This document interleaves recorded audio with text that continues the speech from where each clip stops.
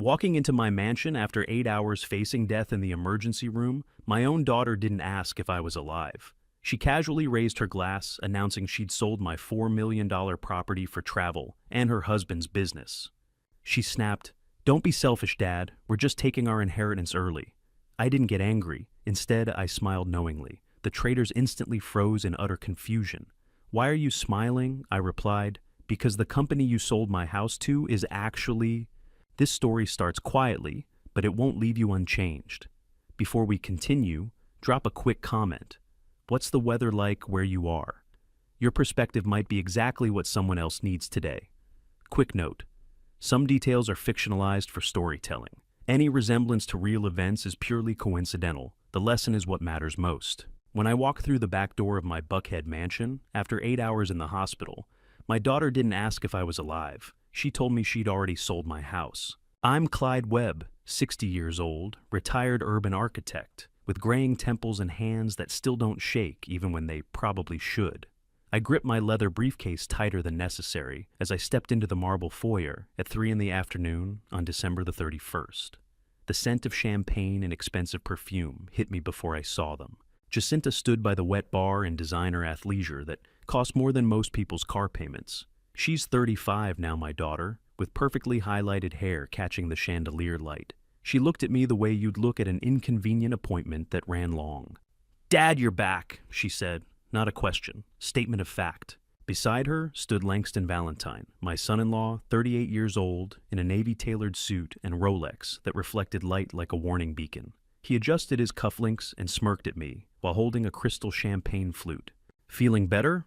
Langston asked, though his tone suggested he didn't particularly care about the answer. I placed my briefcase on the chair by the door. My chest still ached from this morning. The hospital bracelet cut into my wrist. I'd refused to let them cut it off. "The Midtown house," Jacinta said, raising her glass slightly. "I sold it this morning, $4 million, clean corporate acquisition." The words hung in the air like smoke. European travel suitcases sat stacked by the wet bar Louis Vuitton, Rimowa, the kind of luggage that announces its price before you touch it. They'd been planning this, celebrating it. "You sold my property," I said quietly. Jacinta set down her champagne glass with a delicate click against marble. "Dad, let's not be dramatic. When you die, the property's mine anyway. I'm just taking my inheritance early. Why wait? Langston needs capital for his investment fund, and I need Europe. Don't be selfish." Selfish. The words settled into my chest right where the pain had been 8 hours earlier. Langston stepped forward, champagne in hand, confidence radiating off him like cologne. "We closed at 10 this morning, quick clean corporate buyers, cash deal. You wouldn't understand the financial complexity, but trust me, I got you an excellent price." "You got me?" I repeated. He smiled. "Figure of speech." I said nothing.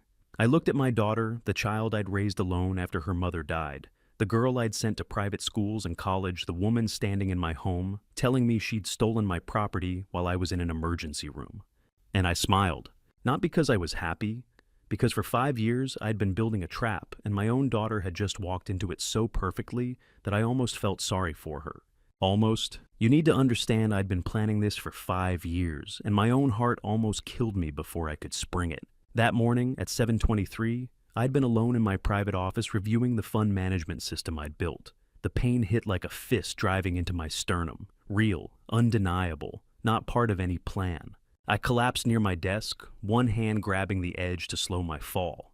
Cora's photograph watched from the wall, my wife gone 5 years now, her smile frozen in better times. The floor was cold against my cheek. My phone was across the room, but my computer screen was right there. The Dead Man's Switch, a 2-layer system I'd built with Tate Morgan, was flashing red. The primary trigger was a 72-hour check-in timer, but the secondary trigger was the Apple Watch integration I'd added 18 months ago as a failsafe. My heart rate had dropped below 40. The secondary trigger had fired. The system wasn't waiting 72 hours. It was reading my vitals in real time, and right now, those vitals looked like a dying man's. Maybe I was. I managed to reach my phone, dialed the cardiologist's emergency line with shaking fingers. "Mr. Webb, stay calm," Dr. Bryce Hampton said, in that measured tone of someone who'd talked dozens of heart attack patients through their worst moments. "Ambulance is 3 minutes out. Don't move. Don't try to stand." But I wasn't looking at the phone anymore. I was looking at my screen. Small text blinked in the corner, transfer initiated. The trap had sprung itself. For 5 years I'd been gathering evidence, bank records, forged signatures, shell company registrations, every theft, every lie, every fraudulent transaction my daughter and her husband had committed, all of it encrypted, indexed, ready to deploy. The dead man's switch was sending it all to London right now. To my youngest son, Blaze, the one who'd rebuilt his life after Jacinta destroyed it. To Norwood Spencer, the attorney who'd helped me build this legal fortress. Every document, every bank record, every piece of evidence. Encrypting, transmitting, locking behind passwords only Blaze and I knew. Cora's photograph watched from the wall as I lay on that office floor, wondering if she'd forgive what I was about to do to our daughter. The ambulance arrived. Paramedics lifted me onto the gurney. Someone asked about my medications. Someone else checked my vitals. The world blurred into motion and fluorescent lights and the smell of antiseptic. But before they carried me out, I managed one glance back at my office screen.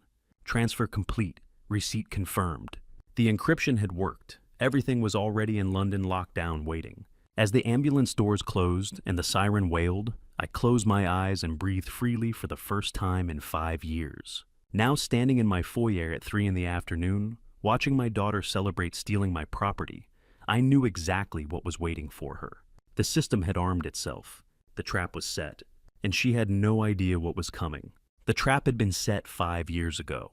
What Jacinta didn't know was that I'd watched her spring it. 9 minutes after the ambulance carried me away that morning, my bedroom security camera captured my daughter walking through my door. I reviewed the footage later from my hospital bed, watching Jacinta move through my private space with the confidence of someone who believed she was alone. She went straight to my desk. The locked drawer took her 30 seconds to jimmy, open with a letter opener. Her hands moved efficiently through files past bank statements, past legal documents she didn't bother reading. She knew exactly what she was looking for. My expired Georgia driver's license. 2 years out of date, but the photograph was recent enough. Got it, she said aloud to the empty room, holding the card up to the light. Expired 2 years ago, but the photo's still him. This is all we need. Sherman, he said into the phone, not bothering with pleasantries. I need that appraisal done by noon. Midtown property? Yes, I'll make it worth your time. What Langston didn't know was that Sherman had been on my payroll for 2 years, specifically for this moment. Every fraudulent document he signed with sweating palms, his other hand photographed for Norwood Spencer. I'll have the paperwork ready, Sherman said on the recording, his voice steady, despite what I knew he was feeling. Bring the ID to my office by 10:30. The call ended. Jacinta slipped my driver's license into her purse like it was a credit card she'd borrowed. Vanguard Holdings, my company, the one I'd built specifically to catch this exact transaction. They walked out of my bedroom carrying the identity they'd stolen, heading to forge documents that would transfer my property into their names.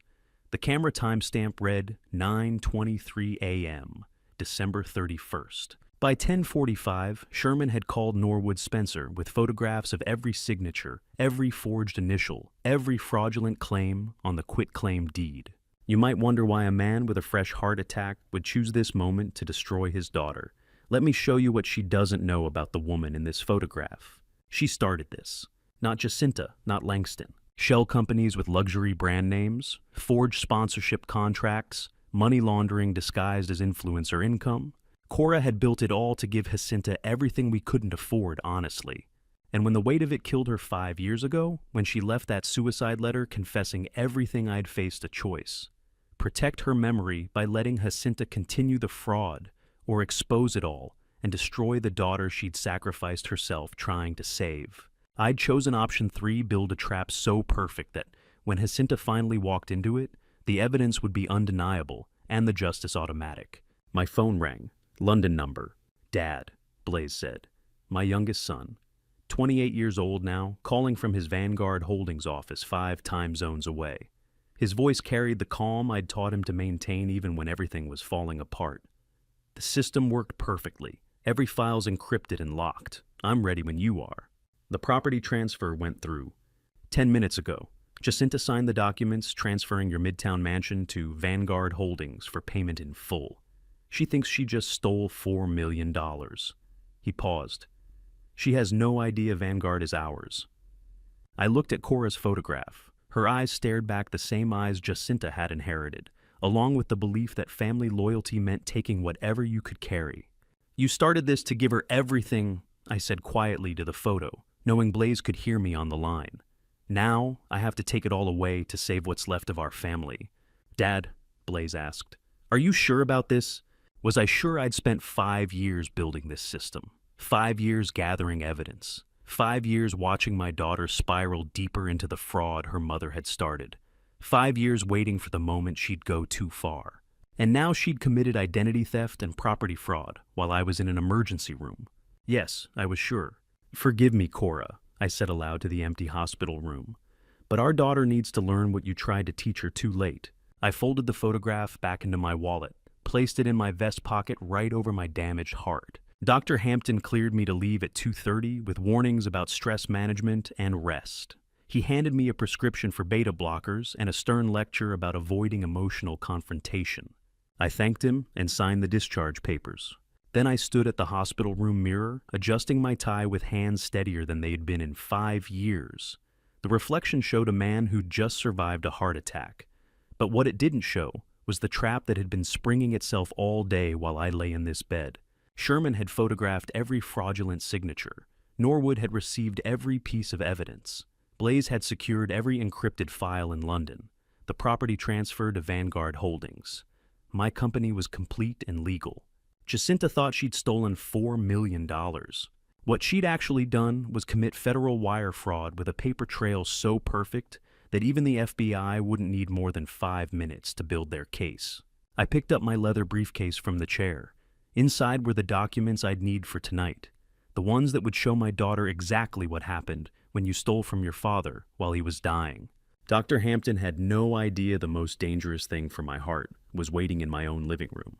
By the time I walked through that back door at 3 o'clock, Jacinta and Langston would have 8 hours to feel invincible. 8 hours to celebrate. 8 hours to believe they'd won. Then I was going to show them what 5 years of patience looked like when it finally stopped waiting. Langston hadn't finished his explanation. He'd been speaking for 4 full minutes without pause, each sentence more condescending than the last terms like fiduciary optimization and equity reallocation and cross-collateral positioning delivered with the rehearsed authority of someone who'd practiced them specifically to make a 60-year-old man feel too ignorant to ask questions. I let him finish. "You need to understand something about arrogant men. They never look at the documents carefully when they think they've already won." I walked past them to the leather armchair facing the coffee table, sat down slowly, letting my briefcase rest on my lap. The Italian marble floor felt cool beneath my shoes. Outside the floor-to-ceiling windows, Atlanta's December afternoon light was fading toward evening. Langston was still talking. Something about how the corporate veil protected personal liability. How Vanguard Holdings had immediate liquidity that I as an individual could never access. How they'd done me a favor by executing this transaction while I was incapacitated. I opened my briefcase. The click of the brass latches cut through his monologue. He paused mid-sentence, watching me, with the first flicker of uncertainty I'd seen cross his face all day. I removed a thick red folder, placed it on the glass coffee table between us. The folder was heavy with documentation, official state records, embossed seals, notarized signatures. "Before you continue," I said quietly, "I think you should look at these." Jacinta's champagne glass paused halfway to her lips. Langston set his flute down on the marble coaster, trying to maintain his confident posture. I slid the folder across the table. Langston opened it. The first page was Georgia Secretary of State business registration documents, Vanguard Holdings LLC, Articles of Organization, the official seal raised and embossed, impossible to fake. He started reading. I watched his eyes move across the text, watched the exact moment comprehension hit. His face drained of color like someone had opened a valve. "The company you sold my Midtown property to this morning." I said, my voice that carrying the calm I'd practiced for 5 years. "Vanguard Holdings is registered in my name. Has been for 3 years. You can verify the seal." Langston's hands started shaking. The pages rustled. "Managing member?" He read aloud, his voice faltering on each word. "Clyde Webb, ownership percentage 100%. Effective date January 2023. The Georgia Secretary of State seal was raised, embossed, professionally executed, and Langston's hands were trembling so badly the papers nearly slipped from his fingers. Jacinta grabbed the documents from him. scanned them with growing panic. That's not possible. You can't, Dad, you don't even understand how corporations work. I understand perfectly, I said. You used my stolen identity to sell my property to my company. Then you took the money from that transaction money that never left my accounts and believed you'd committed the perfect theft. Langston stepped backward. His polished shoes found the wet spot where champagne had spilled earlier. He caught himself against the wet bar. This morning at 10:45, I continued. You transferred title of my Midtown mansion to an LLC I created 3 years ago, specifically for this purpose. Sherman Hayes appraised it. You signed the quitclaim deed using my forged signature.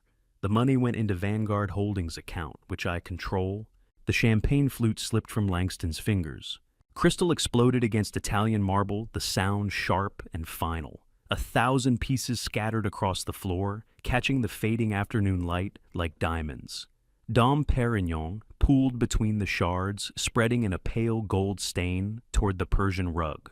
Langston stared at the registration documents in Jacinta's hands, read my name over and over as if repetition would change reality. Impossible! He whispered the word barely audible over the drip of expensive champagne hitting stone. But Jacinta wasn't ready to accept defeat, not yet. Langston forced his spine straight, stepping away from the shattered crystal on the marble floor. Stripped of his fake confidence, he resorted to the only weapon he had left: corporate jargon. This doesn't change the execution? He stammered, his voice straining for authority. A cross-collateral clause allows automatic trust reallocation when primary guarantors retain implicit fiduciary rights. The transaction holds valid regardless of Vanguard's internal ownership structure. Jacinta moved beside him, nodding like she understood what he'd just said. See, Dad, this is complex corporate law. You retired before these structures even existed. Let the professionals handle this. I remained seated in the leather armchair, my briefcase still open on the glass table.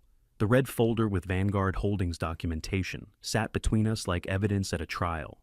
There is no cross-collateral clause in Georgia quitclaim law, Langston, I said quietly. And you're not a trustee, you're a thief using words you don't understand. His jaw tightened. You're oversimplifying. Modern corporate structures operate within recursive liability frameworks. The deed transfer initiated a cascade protocol that sold both and doing the mayors. Stop, I said. He stopped. Define cascade protocol. Silence. The champagne bubbles in his glass were the only sound in the room. Define recursive liability framework. More silence. Jacinta looked at her husband, waiting for him to explain. He stared at his champagne. You can't, I said, because you're making it up. Those aren't legal terms. They're noise designed to make people feel too stupid to question you. Langston's face flushed red. I'm a certified financial officer. You're a CFO at a mid-sized real estate firm. I interrupted. You handle spreadsheets and investment accounts. You don't practice law, and you certainly don't understand property transfers well enough to steal a house without leaving evidence. Jacinta stepped forward. Dad, you're being deliberately obtuse. Langston studied at Wharton. He knows what he's talking about. Wharton teaches business, not criminal law. I leaned forward slightly. Let me explain what actually happened this morning, using real legal terminology instead of invented jargon. Langston gripped his champagne tighter. You forged my signature on a quitclaim deed, I said. That's identity theft, a federal crime. You transferred property title without owner consent fraud. You used my stolen driver's license as verification, another count of identity theft. Then, you accepted payment from a company you believed was independent when it's actually owned by the victim of your theft. That's wire fraud. Here's what you need to know about men who use corporate jargon as weapons. They collapse the moment you ask them to define their own terms. Langston set his second champagne flute down on the marble coaster, pulled out his phone, started scrolling with shaking fingers. The transaction went through legal channels. Sherman Hayes appraised it. The title company verified everything. You can't just... It's Sherman Hayes works for me, I said. His scrolling stopped. Oh, has for 2 years. Every document he signed today he photographed and sent to my attorney before you left his office. The title company accepted falsified identification, because that's what title companies do when licensed appraisers submit paperwork that appears legitimate. They don't verify, they process. Jacinta's face had gone pale. You're lying. Sherman wouldn't... Call him, I said. Ask him who signed his retainer agreement in 2023. She didn't move. I reached into my briefcase and pulled out another folder: bank records, wire transfer receipts, transaction logs with timestamps and account numbers. "The 500,000 you wired this morning," I said, sliding the papers across the table. "Where did it come from, Langston? Because I know it came from Melvin Garrison's retirement account." The color drained completely from his face. "That was temporary operational capital," he stammered. "A standard bridge loan? That was federal wire fraud." I tapped the bank records. "Melvin Garrison's Oak Creek Trust Retirement Fund. 35 years of Delta Airlines payroll deductions. You withdrew $500,000 2 weeks ago and claimed it was for corporate restructuring. Then you used that stolen money to execute a fraudulent property transfer. The number 500,000 hung in the air between us, each digit another year of Melvin's factory wages stolen to fund a champagne toast." Jacinta grabbed the bank records, scanned them. Her hands were shaking now, too. "Langston, you said that money was, you told me it was from your investment fund." "It was a temporary reallocation," he said, voice rising. "Operational necessity. I was going to replace it before anyone noticed." "You stole retirement money." I said, my voice still calm, still measured. "You used it to buy stolen property, and you created a digital trail that leads straight to a federal prison cell." I pulled out the final page from the folder. Wire transfer confirmation. Sender Oak Creek, trust account ending in 4782, registered to Melvin Garrison. Recipient Vanguard, Holdings LLC operating account. Amount $500,000. Date December 31st, 2025, 10:47 a.m. Time-stamped, documented, impossible to deny. "You see the beauty of what you've done?" I asked. "By selling the house to Vanguard, you didn't just fail to steal my property. You created an unbreakable evidence chain: forged signature, stolen identity, fraudulent deed money, laundering wire fraud across state lines. All documented, all time-stamped, all with digital receipts." Langston had been gripping his second champagne flute the entire time, holding it like a lifeline, while I explained how thoroughly he'd destroyed himself. When I said the word receipts, his fingers went slack. No one moved to clean it up. We all just stood there watching expensive champagne pool around the evidence of federal crimes. But there was one more document in my briefcase, and this one had Jacinta's voice on it. My daughter stepped over the broken glass and looked me straight in the eye with the confidence of someone who thought verbal confessions disappeared into thin air the moment they were spoken. "You have no proof of anything I said, Dad." Her voice was steady now, calculating. "It was just us talking. No witnesses, no recordings, nothing you can use." Langston remained frozen by the wet bar, staring at the bank records spread across the coffee table. But Jacinta had recovered her composure. She crossed her arms and lifted her chin, the same gesture she'd used since childhood, when caught in a lie. "Everything you've shown us is circumstantial," she continued. "Sherman Hayes could claim anything. Those bank records could be doctored. The Vanguard Holdings documents could be fake. But what I said when you walked through that door, that's just your word against mine." She smiled, actually smiled. "And in court, Dad, it's always going to come down to credibility. A 60-year-old man with a fresh heart attack versus his successful daughter and her CFO husband. Who do you think they'll believe? Oops. Und dann Noesias." I let her finish. Let her build that confidence back up brick by brick. Then I pointed to the custom bookshelf along the far wall. "That small green light," I said quietly. "Behind the third shelf. Do you see it?" Her eyes followed my gesture, found the tiny LED indicator blinking softly between the leather-bound volumes. "Smart home system," I explained. "Voice-activated, motion-triggered, cloud-integrated. Professional installation. Completely legal under Georgia single-party consent law, since I'm the homeowner, and I consented to recording everything said in my own house." The smile faded from her face. "It's been recording every word spoken in this room for 3 years, I continued. "Since the day after your mother's funeral, every conversation, every phone call, every toast and celebration and private discussion you thought was safe because it was family." Jacinta's arms uncrossed. "You're lying?" "At precisely 3:02 p.m. today." I said, pulling a printed transcript from my briefcase. "You said, and I quote, 'When you die, the property's mine anyway. I'm just taking my inheritance early. Why wait? Langston needs capital for his investment fund, and I need Europe. Don't be selfish." I slid the transcript across the table, time-stamped, word for word, her exact phrasing. Every syllable, I said. Recorded, time-stamped, encrypted, and automatically uploaded to Norwood Spencer's secure cloud server before you finished your champagne. Langston finally moved, walked to the bookshelf, stared at the green LED like it was a snake.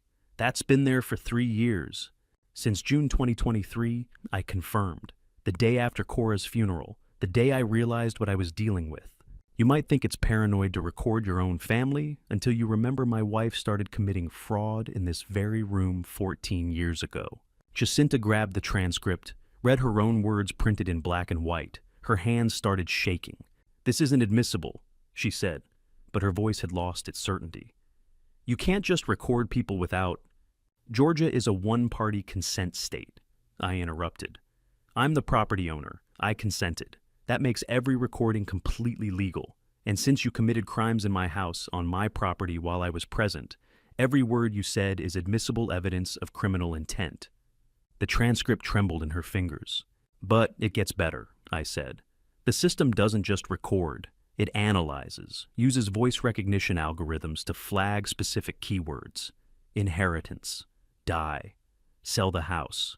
Every time you and Langston discussed your plans, every whispered strategy session, every champagne celebration, every phone call where you thought you were safe, the system flagged it, encrypted it, and sent it to my attorney's server." Langston sank onto the sofa. The color had drained completely from his face. 3 years of recordings, I continued. Conversations about forging signatures, discussions about which properties to steal first, planning sessions where you calculated how long I'd probably live and whether it was worth waiting.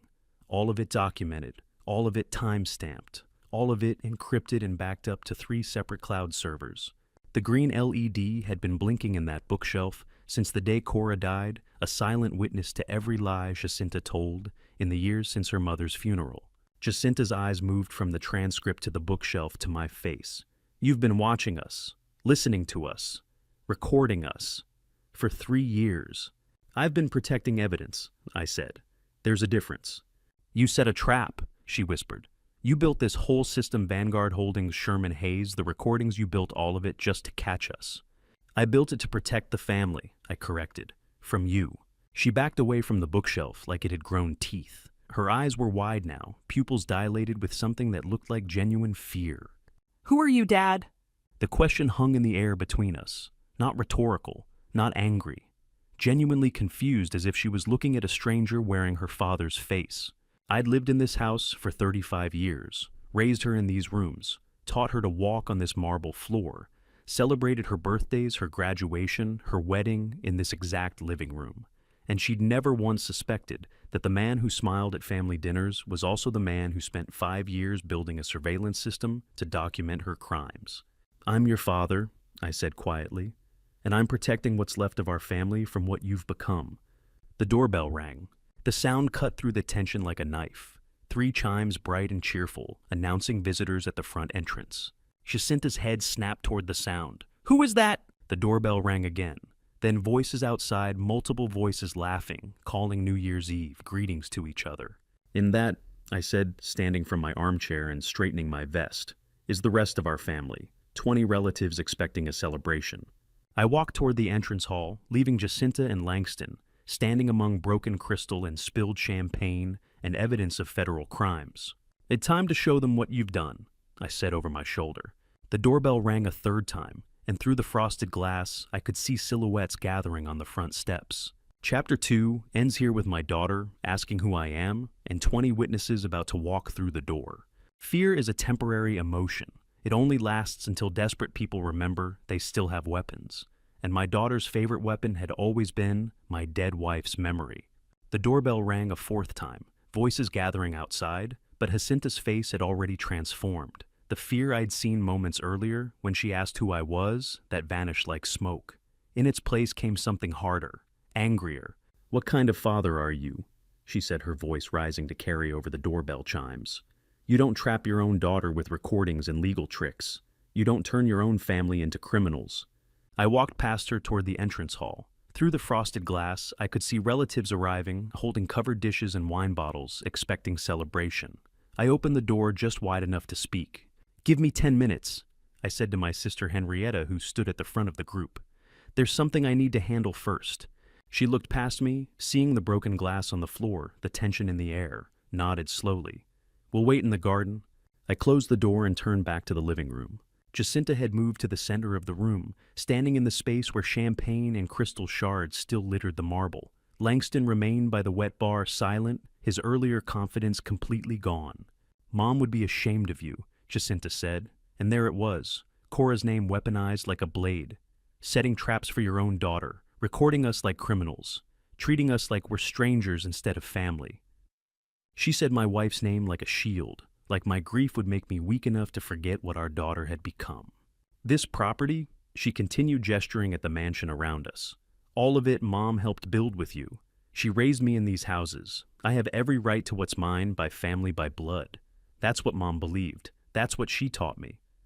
Her voice broke on the word taught, perfectly calculated to sound like grief instead of manipulation. "You're dishonoring her memory," Jacinta said, taking a step toward me. "She'd hate what you're doing. She'd hate seeing you destroy our family over money. Mom always said family came first. Always." Cora's name on my daughter's lips felt like a knife. My wife had been dead 5 years. But Jacinta was using her memory like currency, spending it to buy freedom from her own crimes. I walked back to my briefcase, pulled out a stack of yellowed papers, aged and creased from being folded and unfolded too many times. Foreclosure notices, default warnings, bank statements, all dated exactly 5 years ago. "You want to talk about what your mother taught you?" I asked quietly. "Let's talk about March 2020. Jacinta's face went still. I held up the first document. "This is a mortgage application for my Midtown property. Second mortgage $1.8 million. Filed March 15th, 2020. I placed it on the coffee table beside the broken glass. "Notice the signature," I said. "That's supposed to be mine, but I never signed this document, never authorized this loan, never even knew it existed until the default notices started arriving." Langston had gone pale again. Jacinta stood frozen. "My social security number." I continued, pulling out the next page. "My credit history, my property deed, all used without my knowledge or consent to secure nearly $2 million from First National Bank." I spread the documents across the table like cards in a losing hand. "The loan went into default after 6 months, I said. "The bank sent notices to my address, notices that mysteriously never reached me because someone was intercepting my mail. When they finally called me directly about the delinquent payments in September 2020, I had no idea what they were talking about." March 2020. I remembered that month because it was 2 months before Cora died, and my wife had looked me in the eye and helped our daughter forge my signature. Jacinta's mouth opened, but no sound came out. "You used my stolen identity to mortgage my property." I continued, my voice still calm, still measured. "Then you took that money, $1.8 million, and used it as a down payment to buy this mansion. The Buckhead estate. The house we're standing in right now." Langston finally found his voice. "That was the bank approved. We had proper documentation." "You had forged documentation," I corrected. "My signature, my social security number, my credit. All stolen, all falsified, all federal crimes." I picked up the foreclosure notice, the official seal of First National Bank embossed at the top. "When the mortgage went into default," I said, "the bank started foreclosure proceedings. They would have seized my Midtown property to cover your debt. $2 million you stole and spent, and I would have lost my house paying for it." Jacinta was shaking her head, but she still wasn't speaking. "That was Mom was still alive then," she finally whispered. "She helped us. She said it was okay. Your mother," I said quietly, "committed fraud, and she taught you to do the same." The words hung in the air like smoke from a gun. I pointed at the custom crown molding running along the ceiling, the imported Italian marble beneath our feet, the crystal chandelier that cost more than most people earned in a year. "This house," I said, slowly letting each word land like a hammer, "was bought with $1.8 million borrowed in my name on my credit using my forged signature. Every room, every fixture, every piece of custom millwork." I gestured at the walls around us. "You're standing in a mansion purchased with money stolen from me." Jacinta looked around the living room like she was seeing it for the first time. The color drained from her face until she was absolutely white. Her eyes moved from the chandelier to the floors to the windows to my face. "But that's not the worst part," I said, "because the worst part was that I own this house too. The horror on my daughter's face lasted exactly 7 seconds before she realized something worse if the mansion was bought with stolen money. Who owned the debt now? You said worst part, Jacinta whispered. What's the worst part? I pulled another document from my briefcase. Bank purchase agreement. Distressed debt acquisition. The letterhead read, Vanguard Holdings, LLC.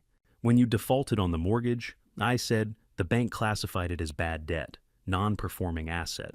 They wanted it off their books. Langston's eyes went wide. No. 3 years ago, I continued, Vanguard Holdings bought your defaulted mortgage from First National Bank. Pennies on the dollar. Standard distressed debt purchase. I placed the acquisition document on the table beside the foreclosure notices.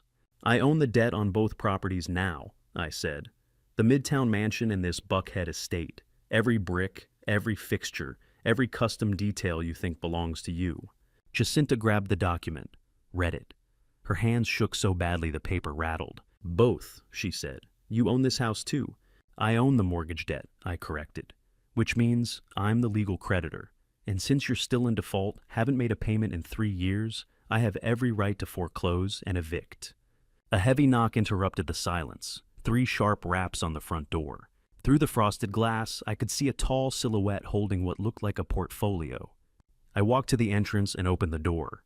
Norwood Spencer, 55 years old, stood in his charcoal suit with a sleek leather portfolio under one arm. His presence carried the kind of ice-cold authority that made courtrooms go quiet when he entered. The documents he carried bore the raised blue seal of federal court. Mr. Webb, he said. The federal court order came through. Judge Whitmore signed 30 minutes ago. He stepped inside, nodded politely to Jacinta and Langston, like they were strangers at a business meeting, and placed his portfolio on the entrance table. This is Norwood Spencer, I said. My attorney. He's been handling the legal framework for everything you've seen today. Norwood Spencer wasn't just my legal counsel. He was the executioner of this strategy. I hired him because he operates strictly on cold, hard statutes, unmoved by emotional manipulation or family tears. Jacinta found her voice again. The shock was wearing off, replaced by something uglier. Rage. What kind of father are you? She advanced toward me, her face flushed red. You just had a heart attack this morning. You're 60 years old alone, and you spend your time destroying your own daughter. She gestured wildly at the documents scattered across the coffee table. Oh, Mom's been dead 5 years, and you've turned into this monster who builds legal traps for his own family. What's wrong with you? Her voice cracked on the word monster, perfectly calculated to sound like genuine emotion instead of manipulation. You're sick, she continued. Literally sick. Your heart is failing. You're going to die alone because you chose revenge over family. Was it worth it? Dad was destroying me, worth dying alone. She used my heart attack like a weapon, my age, like an insult. My grief like ammunition, everything except the one word that would have saved her. Sorry. Langston rallied beside her, finding his corporate voice again. This is entrapment, clear prosecutorial misconduct. You deliberately set financial traps designed to... I set nothing, I interrupted. I owned companies, legal entities. You walked in and stole from them using forged documents and stolen identity. There's a difference. Norwood opened his portfolio and pulled out a stamped document. This is a temporary restraining order from the Northern District of Georgia Federal Court, signed by Judge Eleanor Marsh at 4:47 p.m. Today, he said. He placed the official order on the table. The court has frozen all assets inside this property pending fraud investigation. Nothing leaves this house, no furniture, no electronics, no jewelry, no documents. As the creditor of record on both mortgages, Vanguard Holdings has been appointed custodian of all assets during the investigation period. He produced a second document. This is a formal notice of voluntary vacate agreement. Jacinta, as part of the terms negotiated for your suspended sentence, you agreed to vacate this property within 72 hours. The formal dispossessory hearing is scheduled for January 15th. But you've already signed the cooperation agreement, so this is a formality. You have until January 3rd at midnight. Jacinta grabbed the order, read it. Her face went from red to white. 72 hours! Her voice climbed toward panic. On New Year's Eve. Wandum Ios. January 3rd, 11:59 p.m. Norwood said. The court found continued occupation of property purchased with documented fraud. Proceeds constitutes ongoing civil harm to the creditor. Emergency motion was granted on that basis. Fulton County Sheriff's deputies will execute the writ after the deadline. Langston was reading over Jacinta's shoulder, his lips moving as he scanned the legal language. This can't be legal. You can't just emergency evictions require proof of immediate danger. Federal wire fraud, Norwood said, without inflection. Identity theft, mortgage fraud, money laundering. Judge Whitmore deemed the continued occupation of fraudulently obtained property to constitute ongoing criminal activity, which qualifies for emergency removal. He pulled out another page, highlighted sections in yellow. You're standing in a house purchased with proceeds from federal crimes, Norwood continued. The court considers your presence here to be evidence tampering since you have access to documents and communications that might be destroyed before law enforcement can secure them. The legal machinery was beautiful in its precision, every clause designed years ago for this exact moment. Jacinta looked at me with something close to hatred. You planned this, all of it. The companies, the surveillance, the timing. You planned to destroy us. I plan to protect the family, I said, from you. Norwood placed a second stack of documents on the table beside the eviction order. These were thicker, older-looking, with multiple tabs and highlighted sections. Langston stared at them with the dawning horror of someone who'd just realized the trap went deeper than he'd imagined. There's more, Jacinta whispered. Norwood looked at me. I nodded once.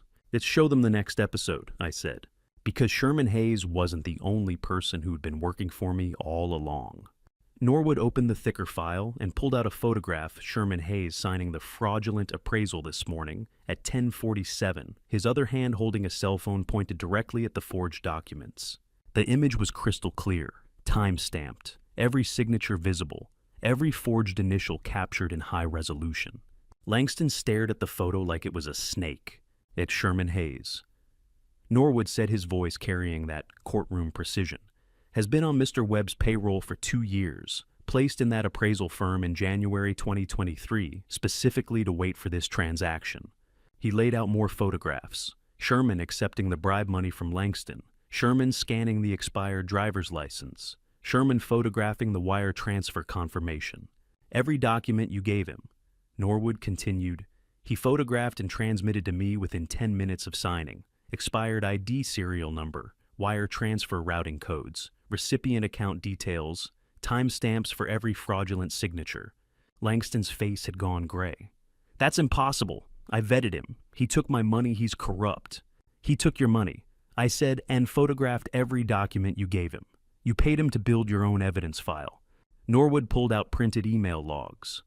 Communications between Sherman and his office. Each one documenting Langston's requests, the bribe amounts, the shortcuts he demanded.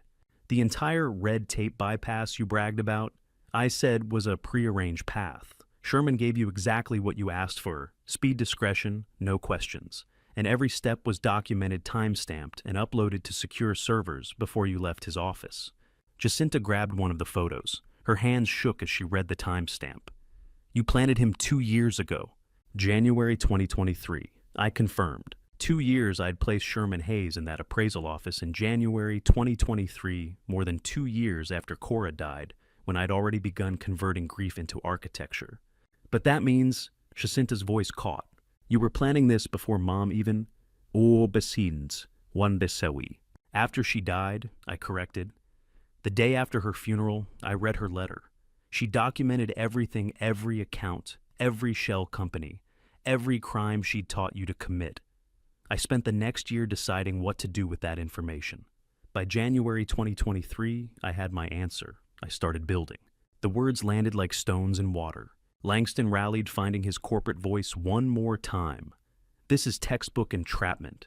You set financial traps, planted people in strategic positions, recorded everything without disclosure. No court in this country will accept evidence obtained through deliberate entrapment schemes. His voice had taken on that desperate edge of someone reciting half-remembered law school lectures. The entire case is tainted. He continued gaining momentum.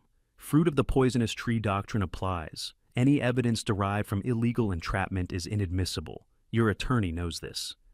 Norwood didn't even blink. Entrapment, he said, Pulling out a legal brief with yellow highlighted sections requires a state actor, government agent, police officer, prosecutor, someone with official authority inciting a crime that wouldn't otherwise occur. He placed the brief on the table beside the photographs. Mr. Webb is a private citizen, Norwood continued. He owns legitimate companies. Vanguard Holdings is registered with the Secretary of State, pays taxes, operates within all legal frameworks. Sherman Hayes is a licensed appraiser employed by a private firm. None of this involves government actors. Langston opened his mouth to argue, but Norwood kept talking. You weren't incited. You weren't coerced. You weren't encouraged to commit crimes you wouldn't otherwise commit. You chose entirely of your own volition to steal identification, forge signatures, and wire stolen money to purchase property. You want to know the difference between a trap and justice. A trap forces you to do something wrong. Justice just watches while you choose to do it anyway. Private citizens, Norwood said, are permitted to own businesses, hire employees, and document crimes committed against them. Recording conversations in your own home is legal under Georgia one-party consent law. Owning companies that people choose to defraud is not entrapment, it's being a victim. He pulled out another document, case law, precedents highlighted and annotated. The legal precedent is clear, Norwood continued. United States versus Russell, 1973. Hampton versus United States, 1976. Entrapment defense requires government inducement of criminal activity. Private parties documenting voluntary criminal behavior is not only legal, it's encouraged as citizen cooperation with law enforcement. Langston was reading the case citations, his lips moving silently, his last defense crumbling under the weight of actual law. Jacinta sank onto the sofa. Her designer clothes rumpled her perfect hair disheveled. The confidence she'd walked in with hours ago had evaporated completely. Everything we did, she whispered. Every transaction, every conversation. You were watching all of it. I was protecting evidence, I corrected. There's a difference. The doorbell rang. The sound cut through Langston's desperate silence like a knife. 3 clear chimes, bright and cheerful, announcing visitors. I didn't need to look at my watch to know it was exactly 6 o'clock. Norwood closed his portfolio with a decisive snap. The sound echoed in the marble-floored room. Through the frosted glass of the front door, I could see shadows gathering, multiple silhouettes, 20 of them, maybe more. Voices calling greetings to each other, the sounds of a family gathering. That'll be your extended family, I said to Jacinta. I invited them for a New Year's celebration. Her head snapped up. What? Your aunts, uncles, cousins. I continued walking toward the entrance hall. Melvin and Henrietta, all the relatives you haven't seen since Cora's funeral. I thought it would be nice to bring everyone together. The doorbell rang again. More voices outside. Someone laughing. Someone asking about parking. You can't, Jacinta said, standing abruptly. Dad, you can't let them see all of this. She gestured at the broken champagne glasses, the scattered legal documents, the eviction order, with its federal seal still gleaming on the coffee table. They're here for a celebration. I set my hand on the door handle.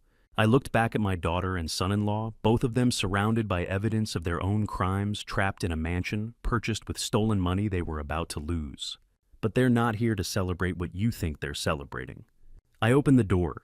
The front doors swung open, and 20 members of my extended family poured into the marble foyer, carrying bottles of champagne and wearing their best clothes, expecting to celebrate my daughter's European vacation. They had no idea they were walking into a crime scene. Jacinta, my cousin Rachel called out, holding up a bottle of Prosecco. We're so excited for your trip. When do you leave? Jacinta stood frozen in the living room doorway, broken champagne glasses still scattered across the marble behind her. She managed a smile that looked like it hurt. Tomorrow morning, she said, her voice tight. Dad wanted everyone here for a family celebration before we go. More relatives streamed in. Aunts and uncles I hadn't seen since Cora's funeral, cousins with their children, everyone carrying wine or covered dishes or bouquets of flowers for the hostess. They started noticing things. The legal documents spread across the coffee table, the federal seal visible on the eviction order, Norwood Spencer standing in the corner in his courtroom suit, looking nothing like a party guest. Langston's face pale as death. Conversations faltered, the cheerful energy dimmed. My sister Henrietta entered near the back of the group, 62 years old, with her reading glasses catching the chandelier light. She'd taught elementary school for 30 years, and those sharp eyes could spot a lie from across a classroom. They were scanning the room now, grading the tension like she could give it a letter score. Beside her came Melvin Garrison, her husband, my brother-in-law. 65, with calloused hands folded across his chest, his weathered face showing 40 years of factory work at Delta Airlines. He carried himself with the quiet authority of a man who'd never stolen anything in his life and had zero tolerance for those who did. He caught my eye, gave me a questioning look. "What's really happening here, Clyde?" he asked quietly, his voice carrying that factory floor directness. "This doesn't look like a party." "It's a family gathering," I said, gesturing for everyone to move into the living room. "I thought we should all be together for what comes next. You might think it's cruel to expose family crimes in front of witnesses, but I'd spent 5 years watching crimes committed in front of witnesses who chose to look away." The relatives filed into the living room, finding seats on sofas and chairs, some standing by the windows. Their eyes moved from the broken crystal to the scattered documents to Jacinta's forced smile to Langston's trembling hands. Norwood stepped forward with his laptop. "If I could have everyone's attention," he said in that courtroom voice that made people listen whether they wanted to or not. The room quieted. Norwood connected his laptop to the 85-inch television mounted on the wall, the screen illuminated, casting blue light across the assembled family. A diagram appeared, lines and arrows and boxes all connected in a complex web. At the top, highlighted in Red Oak Creek Trust Retirement Account. "This audit was compiled by Tate Morgan," Norwood said. "Cybersecurity specialist, 3 months of transaction tracking, every wire transfer documented." Tate Morgan, 35 years old, appeared in a small video window at the corner of the screen, connected remotely. His face showed the focused precision of someone who never missed a single digital footprint. "The diagram traces cash flow," Norwood continued, starting from the source account at the top. His laser pointer highlighted the red text. "Oak Creek Trust belongs to Melvin Garrison," he said. Every eye in the room turned to Melvin. He stepped forward, staring at the screen. The diagram showed arrows flowing from the top account, red lines branching into 7 different boxes, each labeled with corporate names that sounded legitimate. Apex Holdings, Meridian Solutions, Vanguard Capital Partners.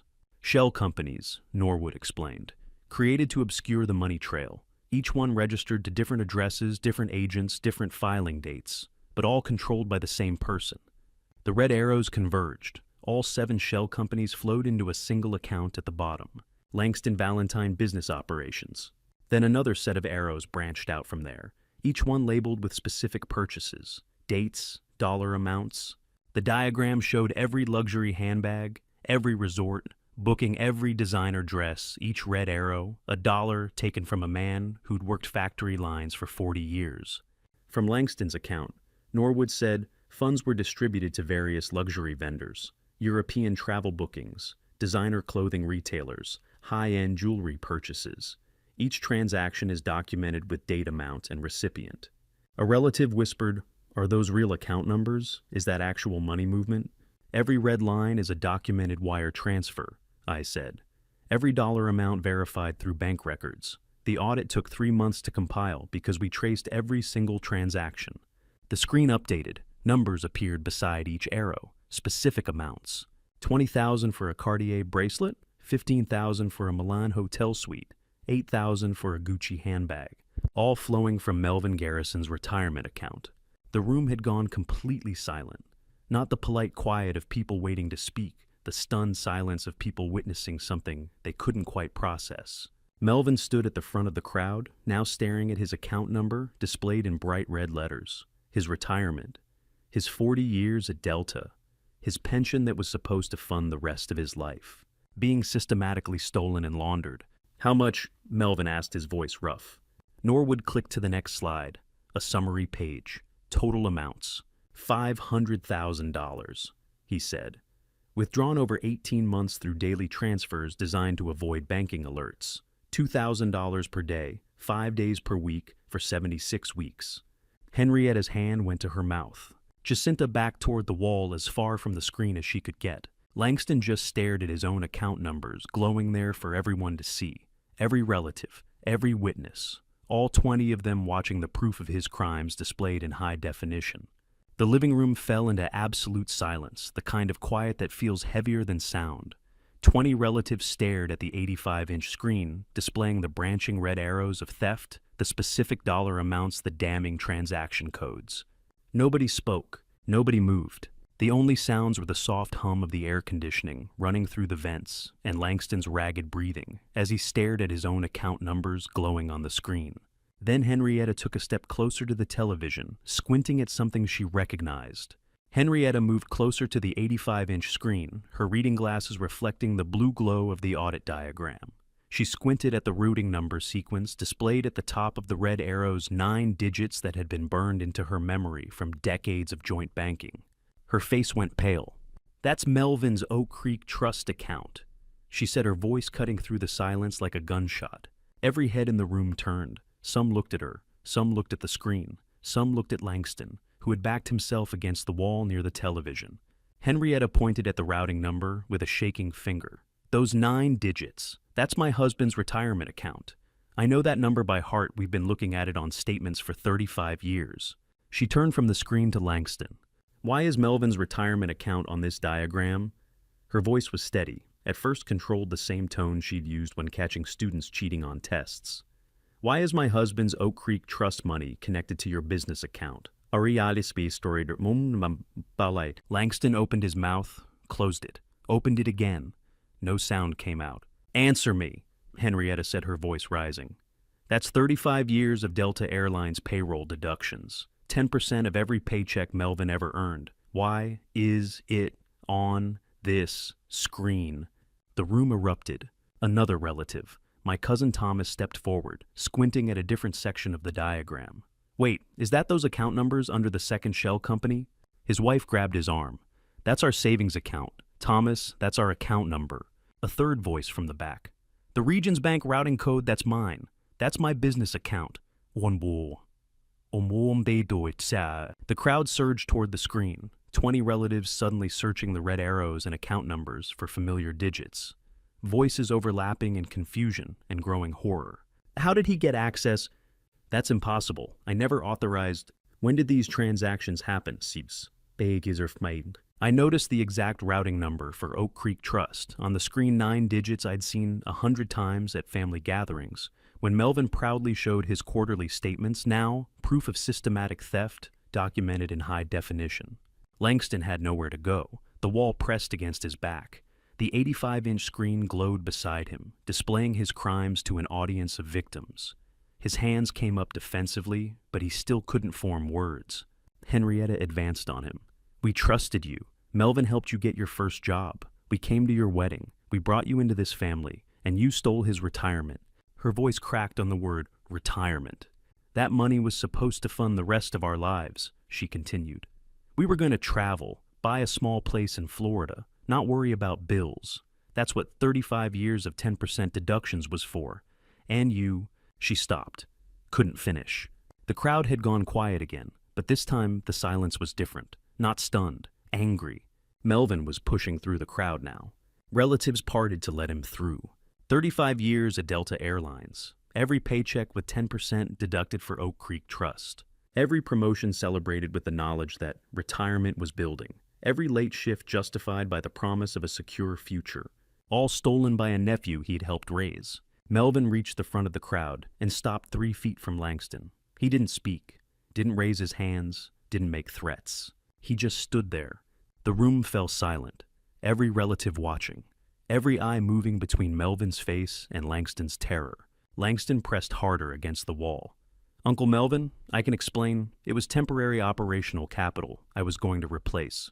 Don't," Melvin said. One word, quiet, final. Langston's mouth snapped shut. Melvin stared at him, factory calloused hands hanging at his sides.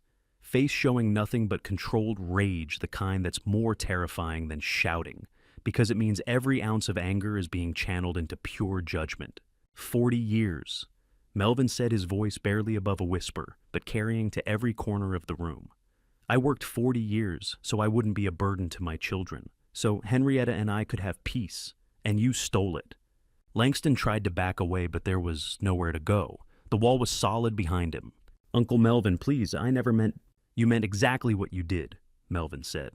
You saw an account with money in it. You found a way to access it, and you took it. Henrietta stood beside her husband, now trembling but steady. The other relatives who'd recognized their accounts on the screen moved closer, a semicircle forming around Langston. Not threatening, just witnessing, documenting. How much? Melvin asked. Langston's face had gone gray. I don't the exact amount. How much of my retirement did you steal? Norwood's voice came from behind the crowd. $500,000, withdrawn over 18 months through shell companies designed to avoid detection.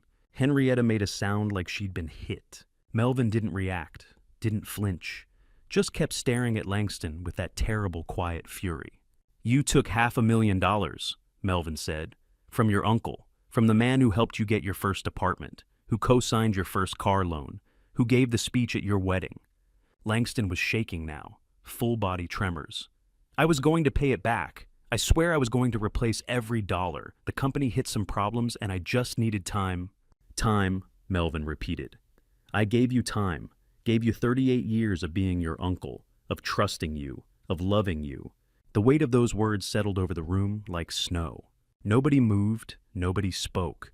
We all just stood there watching a man confront the nephew who'd stolen his future, and there was nothing left to say because every possible word felt too small for the betrayal. Melvin didn't yell, didn't threaten, didn't even raise his voice. He just stood 3 feet from Langston, looking at him with an expression that said everything about broken trust and destroyed relationships and the particular pain of family betrayal. Langston couldn't meet his eyes, looked at the floor, at the wall, at anything except the man whose retirement he'd stolen. My phone buzzed in my pocket. The vibration cut through the thick silence. Once, twice, 3 times. I pulled it out. Unknown number, London area code. Video call request. I stared at the screen, my thumb hovering over the accept button, and wondered who could possibly be calling me from London at this exact moment when my family was tearing itself apart in my living room. The phone vibrated again in my hand. London area code, video call request, unknown number. Melvin still stood 3 feet from Langston, that terrible silent fury filling the room.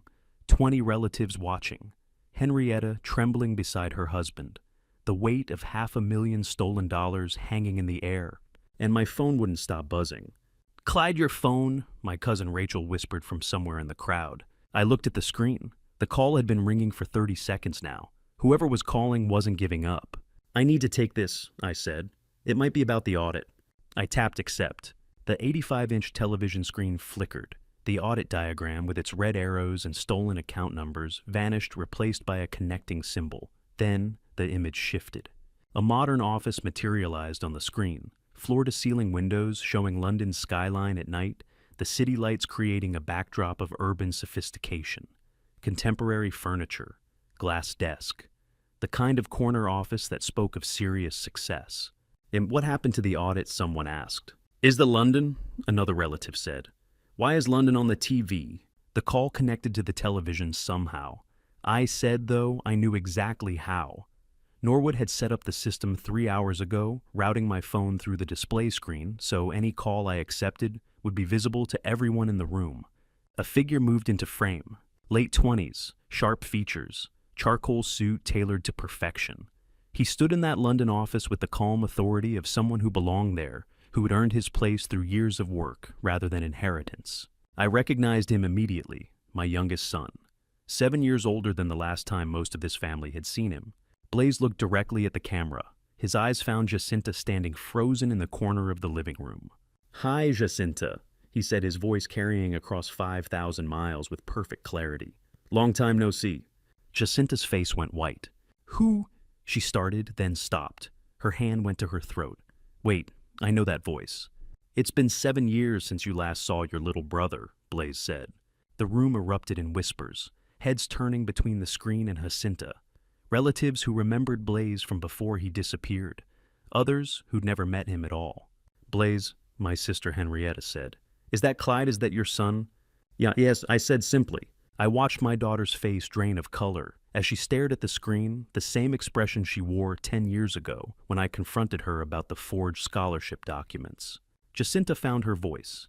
You have no right to be involved in this family's business. You left. You disappeared. You don't get to show up now, and I have every right, Blaze interrupted his tone, still calm, but carrying steel underneath.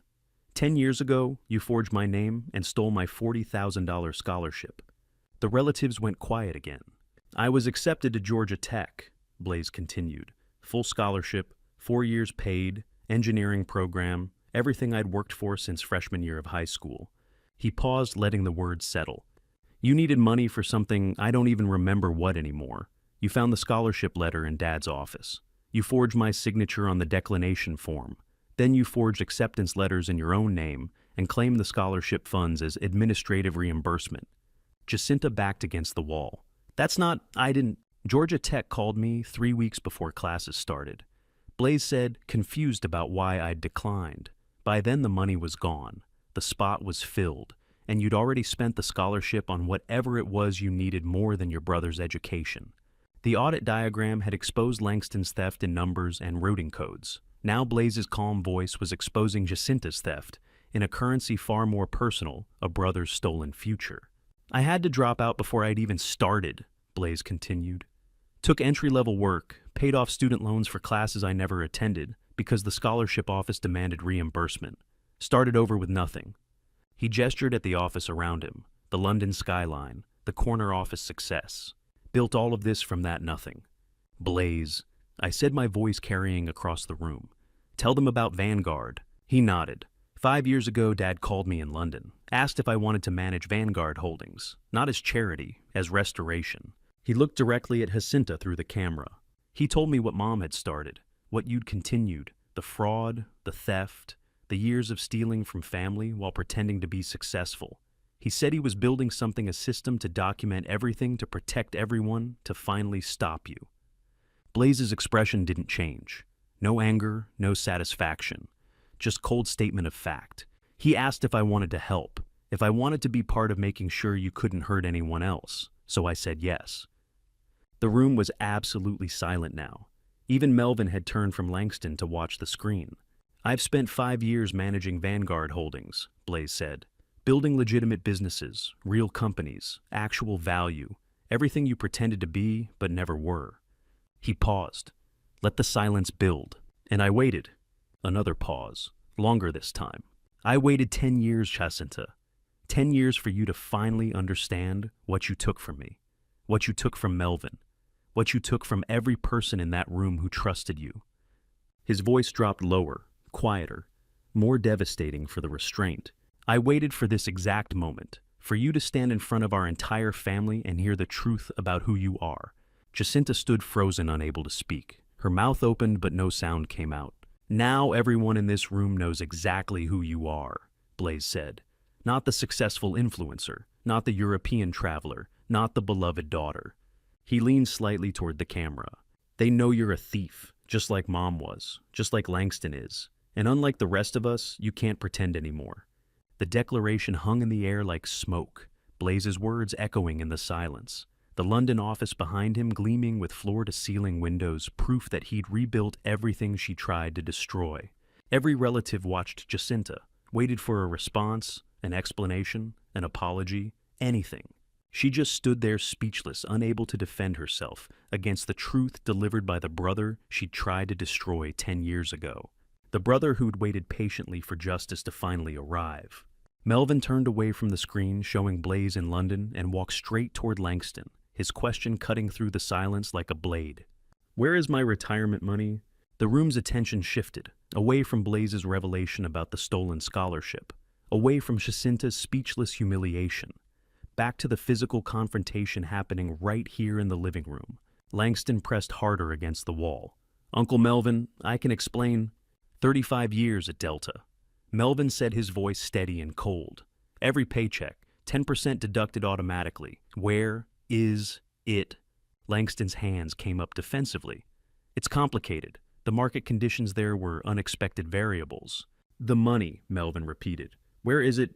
Tate Morgan's voice came through the television speakers. The screen split Blaze in London on one side, and on the other, a new layer of the audit diagram materializing. The screen shows daily withdrawals for 6 months straight. Tate said, his voice carrying that precision of someone who'd traced every digital footprint. $2,000 every single day, 183 consecutive transactions. The diagram updated, red lines appearing one by one, each representing a withdrawal, each dated and time-stamped. January 15th, $2,000, January 16th, $2,000, January 17th, $2,000. On and on. 6 months of systematic theft displayed in chronological order. Those aren't, Langston stammered. Your authorization code is on every single transaction, Tate said. The same credentials you used for legitimate business. Same IP address. Same device signatures. This wasn't a hack. This was you. Langston's face had gone gray. He looked at Melvin, at the screen, at the relatives forming a semicircle around him. I thought I could fix it, he said, his voice breaking. The company, it went insolvent 8 months ago. I thought I could cover the losses and restore everything before anyone noticed. The confession hung in the air. If fix it with my retirement, Melvin asked quietly. I was going to put it all back, Langston said desperately. I swear I was going to replace every dollar. The market was supposed to turn around.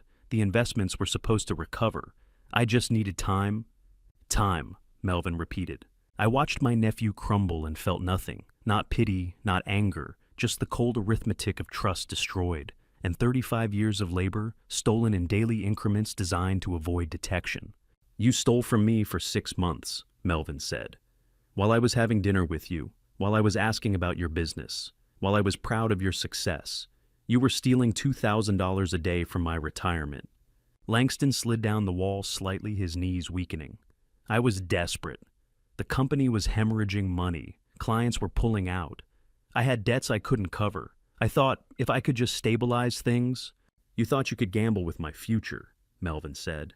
He moved deliberately, reached up, removed his suit vest, the one he'd worn to this family, gathering the one he'd probably owned for a decade, because Melvin wasn't the kind of man who bought new clothes when the old ones still worked. He folded it carefully, precisely, laid it over the arm of the nearest chair. Melvin's removed vest hung there like a discarded civilized skin. What stood before Langston now was something older and more dangerous, a man whose entire future was stolen by someone he'd helped raise. You're going to stand right there, Melvin said, his voice dropping to thunder-deep command, until the police arrive.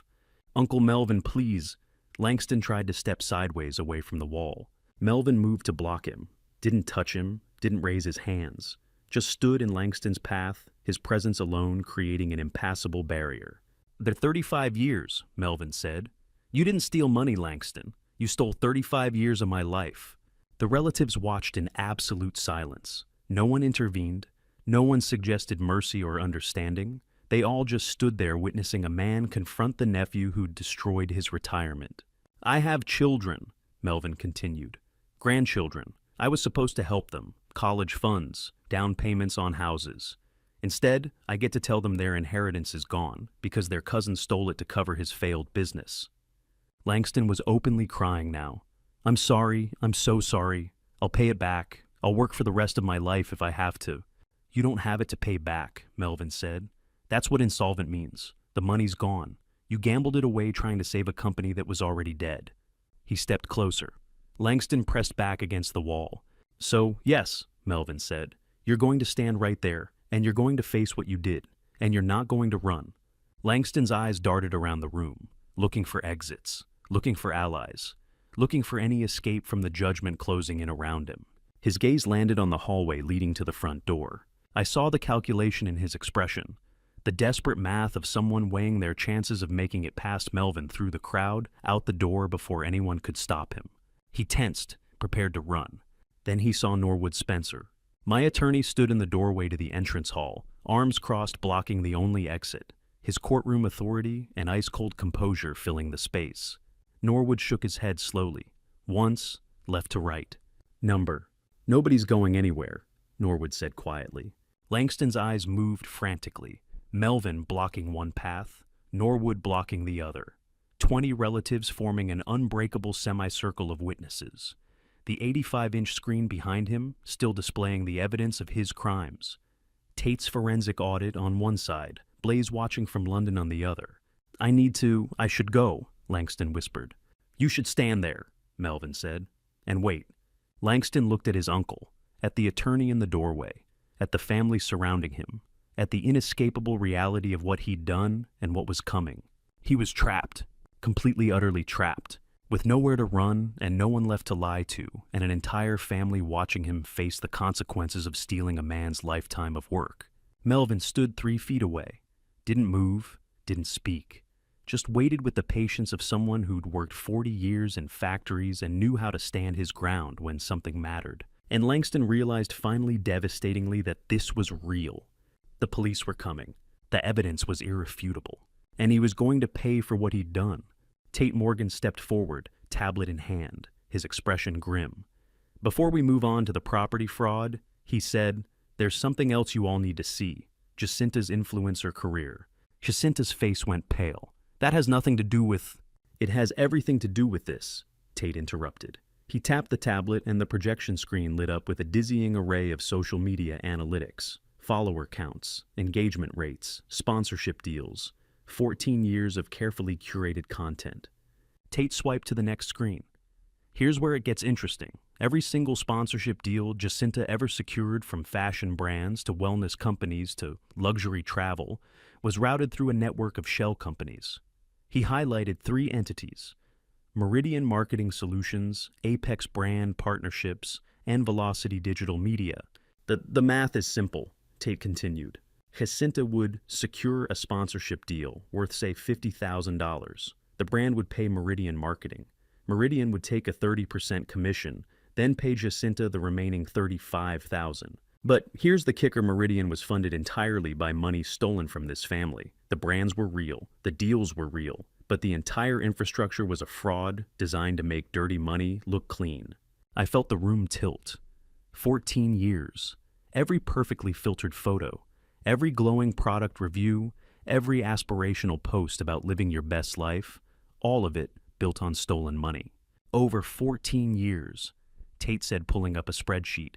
Jacinta's influencer career generated approximately $3.2 million in apparent income.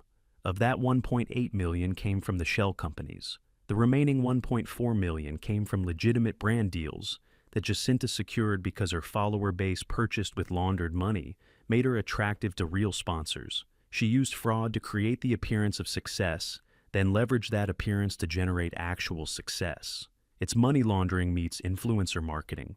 Jacinta stood frozen, her carefully curated image crumbling in real time. The room was silent for a beat. Then Jacinta found her voice. "You want to talk about fraud, Clyde?" Her tone was ice. "Let's talk about your heart attack." Everyone turned to look at her. "That convenient little cardiac event that brought us all here tonight?" Jacinta's laugh was bitter. "You didn't have a real heart attack. You faked it. This entire confrontation, the projector, the evidence, the dramatic revelations, it was all planned. You needed a reason to gather the family, so you staged a medical emergency. Dr. Hampton was probably in on it from the start." My mother stood. "Jacinta, that's absurd. I was there when—" "Were you there when the doctor examined him?" Jacinta challenged. "Or did you just take Clyde's word for it?" I pulled out my phone and dialed. The room went quiet as the call connected and I put it on speaker.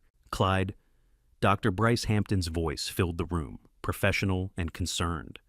"Is everything all right? You're supposed to be resting." Dr. Hampton had been my cardiologist for 3 years, ever since a routine physical flagged some irregularities. He was 52, methodical, and pathologically honest, the kind of doctor who'd rather tell you hard truths than comfortable lies. "I'm fine, Dr. Hampton," I said, "but I have a question for you, and I need you to answer it in front of my family. The cardiac event I experienced this morning, was it real?" There was a pause. Then, "Clyde, you had a genuine myocardial infarction. Your troponin levels were elevated, your EKG showed ST segment changes, and your angiogram revealed a partial blockage in your left anterior descending artery. Could I have faked it?" "Faked a heart attack?" Dr. Hampton sounded incredulous.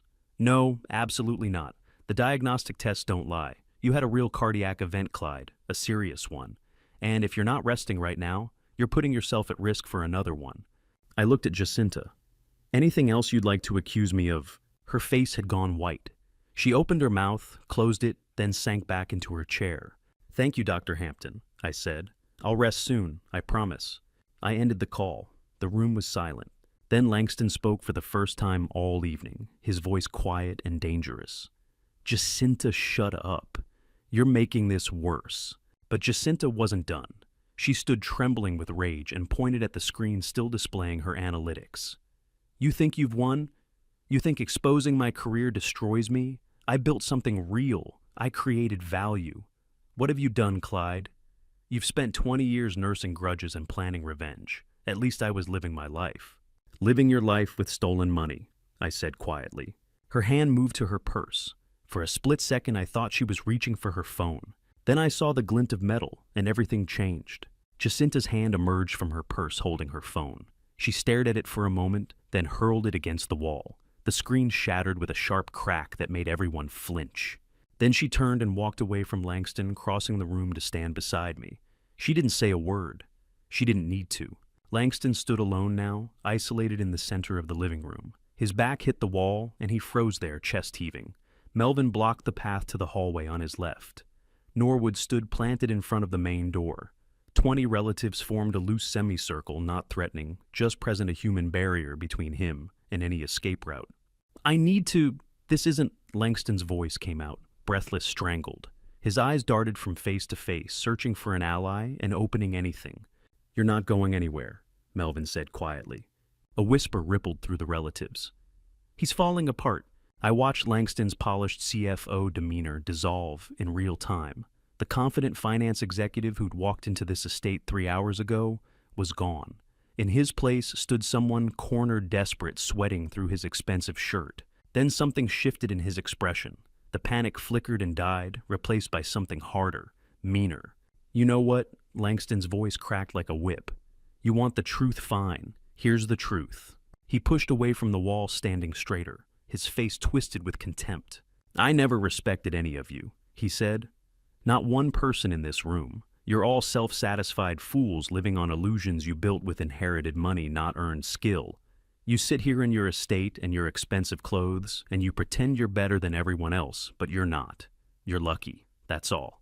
Lucky to be born into money someone else made. The room went silent. Even the whispers stopped. You act like you're pillars of the community. Langston continued, his voice rising.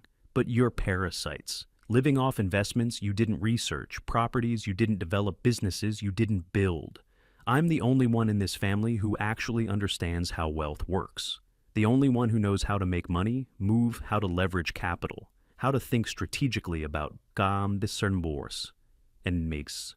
How to steal from your own family. Blaze's voice cut through the tirade. Langston whirled on him. I didn't steal, I redistributed. I took money that was sitting idle and put it to work. That's not theft, that's financial management. You stole my college fund, Blaze said flatly. You would have wasted it, Langston shot back. Just like your father wasted every opportunity he ever had. Every head in the room turned to me, waiting, watching. I said nothing. I'd learned decades ago that silence is the sharpest response to a man losing control. Langston's finger trembled as he pointed at me. He spat. You built this trap because you're dying, and you can't admit you failed. You failed as a father, Clyde. Couldn't keep your daughter from stealing. Couldn't keep your son from leaving. Couldn't hold your family together. So instead you built this revenge machine. You think exposing me makes you righteous? It makes you pathetic. The room held its breath. This is what happens when someone spends 38 years hiding contempt behind a smile, and the mask finally cracks under pressure.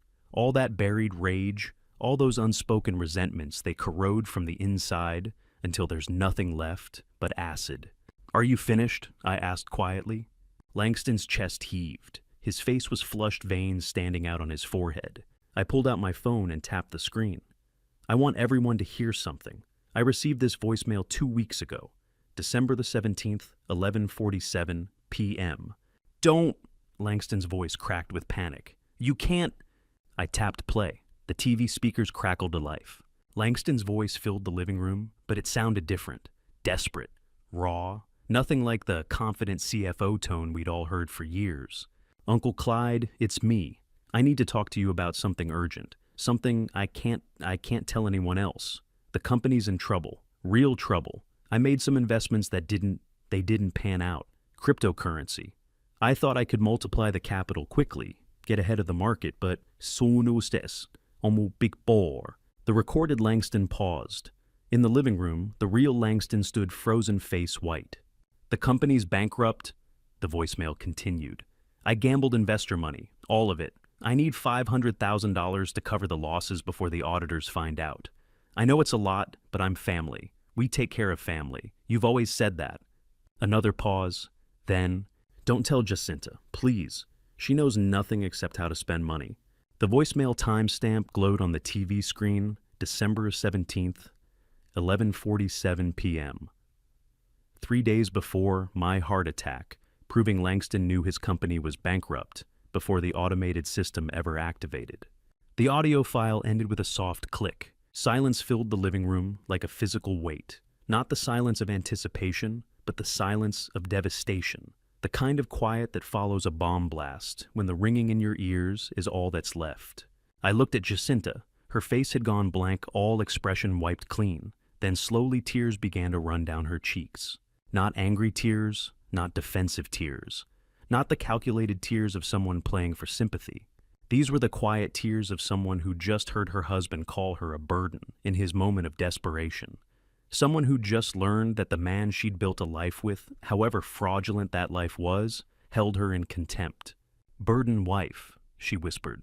The words barely carried across the room. Langston opened his mouth, closed it, opened it again. No sound came out. He reached toward her. "Jacinta," she flinched away from his hand like it was a snake. The room watched them. Husband and wife, partners in fraud, united in theft. But in this moment, the alliance shattered. Jacinta wiped her eyes with the back of her hand, smearing mascara across her cheek. She looked at Langston for a long moment. Then she looked at me, and I saw the exact moment she made her choice. Jacinta took one step toward me, then another. She crossed the room slowly, deliberately, until she stood at my side. She didn't look back at Langston. She didn't say a word. The silence stretched for 3 seconds, 5, 10. Then Langston broke. He bolted toward the front door, his dress shoes hammering against the hardwood floor. The polished CFO composure he'd worn for 48 years, shattered completely. What remained was pure animal fear driving him toward escape. "He's running!" someone gasped. "Stop him!" another relative shouted. Jacinta's head whipped around. "Langston!" Her voice carried shock, confusion, and something that might have been hope, the irrational hope that her husband wouldn't actually abandon her in front of 20 witnesses. She was wrong. Langston reached the entrance hall in 4 strides. Jacinta moved after him, instinct overriding reason. She reached out and grabbed his shirt sleeve. "Langston, wait, we can, spends onroom. He jerked his arm away without looking back. "Get off me!" The force of his movement sent Jacinta stumbling sideways. She grabbed the back of a chair to steady herself, breathing hard. A relative gasped. He pushed her. I watched my son-in-law push my daughter aside and felt the final ember of family connection die. The man who'd married Jacinta 15 years ago, who'd stood in this same estate and promised to honor her, cherish her, protect her, just revealed himself to be exactly what the voicemail proved: someone who viewed his wife as a burden to discard when convenient. Langston reached the front door and grabbed the handle. Norwood Spencer didn't move. He stood in the doorway 6 feet tall and immovable arms crossed over his chest. "Move!" Langston's voice cracked. "Get out of my way!" "No," Norwood said calmly. "You can't keep me here." Langston tried to push past him. Norwood didn't budge. The family watched a once polished CFO reduced to a desperate man clawing at a blocked exit. Jacinta stood where Langston had pushed her, one hand still gripping the chair back. She stared at her husband's back, watching, processing, understanding. Langston pounded his fist against Norwood's shoulder. "I said move." "No," Norwood repeated. His voice never changed. Stone doesn't argue with wind. I let the scene play out for another 10 seconds. Langston pushing, shoving, desperate. Norwood standing firm. The family watching a man disintegrate. Then I reached into my inside jacket pocket and pulled out the envelope. The paper was yellowed with age, creased from 5 years of carrying. I'd kept it close since the day Cora died, waiting, planning, knowing this moment would come. I turned to Jacinta. "Your mother wrote this 5 years ago. I've been waiting for the right time." The room went quiet. Even Langston stopped pushing against Norwood and turned to look. Jacinta's eyes fixed on the envelope. "What is that?" "Read it," I said. "You're old enough now to understand." I crossed to where she stood and placed the envelope in her hand. Her fingers trembled as she took it. The yellowed envelope was a time bomb with a 5-year fuse. Cora had struck the match before she died, and I'd been carrying the inevitable explosion in my jacket pocket ever since. Tonight, the timer reached 0.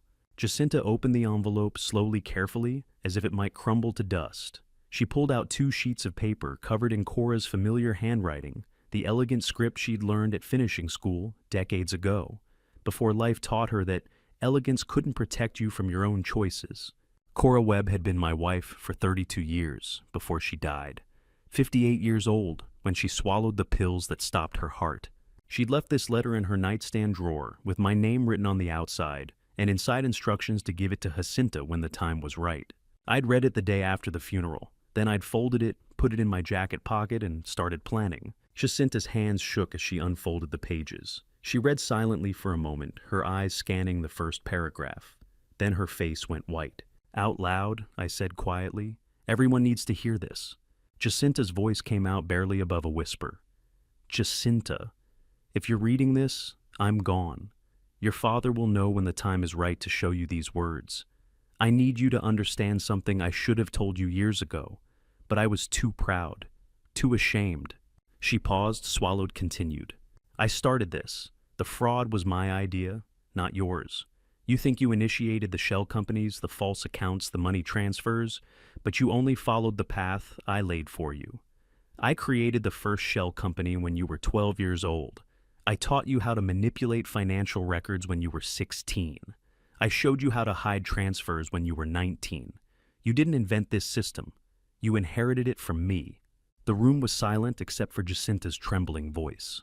"I thought I was teaching you survival, how to secure your future, how to protect yourself in a world that takes everything from women who don't plan ahead. But I was wrong. I was teaching you how to destroy your soul one transaction at a time. Money matters less than dignity. I learned too late. I hope you learn before the cost becomes unbearable." Jacinta's voice broke. She stopped reading, staring at the page. "Finish it," I said. "I'm sorry for what I made you. I'm sorry for the path I created. I'm sorry I won't be there to help you find your way back. Tell your father I loved him, even though I know he stopped loving me years ago. Tell him he was right about everything. Tell him—" Jacinta stopped. Her hands were shaking so hard the paper rattled. She folded the letter carefully, precisely as if maintaining control over the creases could somehow restore order to her collapsing world. Then she looked up at me with tears streaming down her face. How long have you known, Dad?" Before I could answer, Norwood Spencer stepped forward and placed 2 documents on the coffee table between us. The sound of paper hitting wood cut through Jacinta's question like a gavel. 5 years, I said quietly. "Since the day your mother died and left that letter." Jacinta's face went pale. "You planned all of this for 5 years. I built a system," I said. Then I waited for the right moment to activate it. Your mother gave me the blueprint in her letter. She documented every account she'd created, every shell company she'd established, every transaction she'd taught you to replicate. She wanted me to know the truth, so I used it. The room was silent except for Langston's ragged breathing at the door. The heart attack triggered the automated evidence distribution. I continued. But everything else, the documentation, the legal filings, the cooperation agreements, I built those over 5 years, methodically, carefully, waiting for the moment when you'd all be together in one room with nowhere to run. Jacinta stared at me like she was seeing a stranger. Norwood tapped the first document. 2 documents. Read them both carefully. Jacinta picked up the first page with trembling fingers. Her eyes scanned the header. Department of Justice press release. She read silently for a moment. Her face went from pale to gray. Jacinta Webb indicted on 14 counts of credit card fraud, identity theft, and conspiracy to commit wire fraud spanning 14 years. Investigation reveals a pattern of fraudulent credit applications, using stolen family financial information, resulting in estimated losses exceeding $400,000. Webb faces maximum sentence of 20 years federal prison. Her voice cracked on the last words. "And this one." She picked up the second document. "That one renounces your inheritance," I said. Jacinta read the title. "Voluntary renunciation of all future inheritance rights. I'm giving you a choice your mother never got," I said quietly. "She died knowing what she'd done to you, knowing she'd created a path that led straight to prison. She left you that letter because she hoped you'd find a way out. This is it. The only one. Jacinta stared at her hands, the same hands that had signed luxury credit applications for 14 years, that had posted sponsored Instagram content, funded by stolen money that had reached for Langston as he pushed her away. And I watched her realize those hands had never actually built anything real. $28 million, she whispered. You're asking me to walk away from $28 million. I'm asking you to choose freedom over money, I said. The same choice your mother wished she'd made. Jacinta opened her mouth to respond. Then blue and red lights flashed through the floor-to-ceiling windows, painting the entire family in alternating colors of guilt and exposure. Nobody in this room was walking away unchanged. Car doors slammed outside. Heavy footsteps on the front porch. The doorbell rang. Norwood stepped away from blocking Langston and opened the door. FBI Special Agent Ross Blackwell entered first mid-40s with silver threading through his close-cropped hair. He carried himself with the calm authority of someone who'd executed hundreds of white-collar arrest warrants and knew this case was already airtight. 2 more agents flanked him. Langston Valentine. Agent Blackwell's voice was professional, almost bored. Langston backed against the wall. Yes, but you're under arrest for wire fraud, embezzlement, and securities violations. Agent Blackwell pulled out handcuffs. You have the right to remain silent. Anything you say can and will be used against you in a court of law. You can't. Langston's voice climbed toward panic. What evidence? You can't just. We have everything we need, Agent Blackwell said calmly. Financial records, witness testimony, digital forensics. Your voicemail confession to Clyde Webb was particularly helpful. Langston's head whipped toward Melvin. You cooperated? This morning, Melvin repeated, when Norwood showed me what Clyde had built. I gave the FBI everything. It wasn't hard you'd stolen my retirement fund.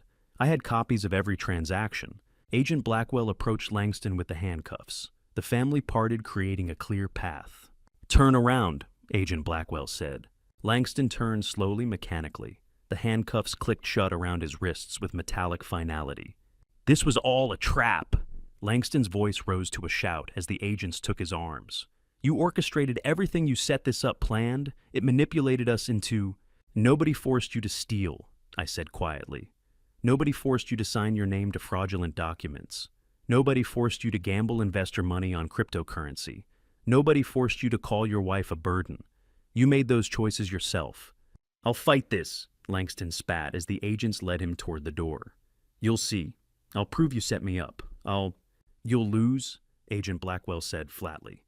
The evidence is overwhelming. Your own lawyer will tell you to plead out. They walked Langston past the living room, past the projection screen still displaying Jacinta's analytics, past the coffee table with the 2 documents, past Jacinta standing frozen with Cora's letter still clutched in one hand. Langston didn't look at her. Not once. As he was led past, he kept his eyes fixed straight ahead as if his wife had already ceased to exist. The door closed behind them with a soft click. The sound of footsteps faded down the porch steps. Car doors opened and shut. Engines started. Jacinta stood alone in the center of the living room, watching the red and blue lights fade through the windows as the FBI vehicles pulled away. She looked down at the inheritance renunciation document still sitting on the coffee table. Then she looked at me. He didn't even look back, she whispered.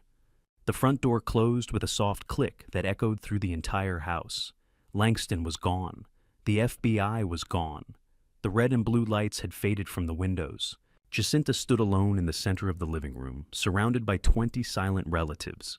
Nobody moved to comfort her. Nobody spoke. Nobody reached out a hand or offered a sympathetic word. They just watched. She stood there for 10 seconds. 20. 30. Slowly, the reality of her abandonment settled over her like a physical weight. He didn't even look back at her, a relative whispered. The 15 years of marriage, another murmured. Jacinta's lips moved barely audible. He's really gone. Her eyes drifted across the room unfocused until they landed on something by the stairs, her designer suitcase, still standing exactly where she'd left it 3 hours ago, packed and ready for tomorrow's flight. She stared at it. The suitcase was Louis Vuitton, $3,500. Inside, 2 weeks of carefully curated outfits for Paris, Monaco, Barcelona. Her passport sat on the entry table next to it, alongside printed first-class tickets to Charles de Gaulle, all of it suddenly meaningless. "I was supposed to fly to Paris tomorrow," Jacinta said quietly. Her voice sounded hollow, like she was speaking from the bottom of a well. "First class." Nobody responded. "Langston and I were going to celebrate New Year at the Ritz," she continued. "We had reservations at 3 Michelin-starred restaurants, tickets to the opera, a private tour of Versailles." I looked at her. "With whose money?" The question landed like a slap. Jacinta flinched. She stopped, started again. "I thought it was ours. The sponsorships, the brand deals, the shell companies," I finished. "The laundered money, the stolen funds. That's what paid for Paris. That's what paid for the suitcase. That's what paid for the life you thought was real."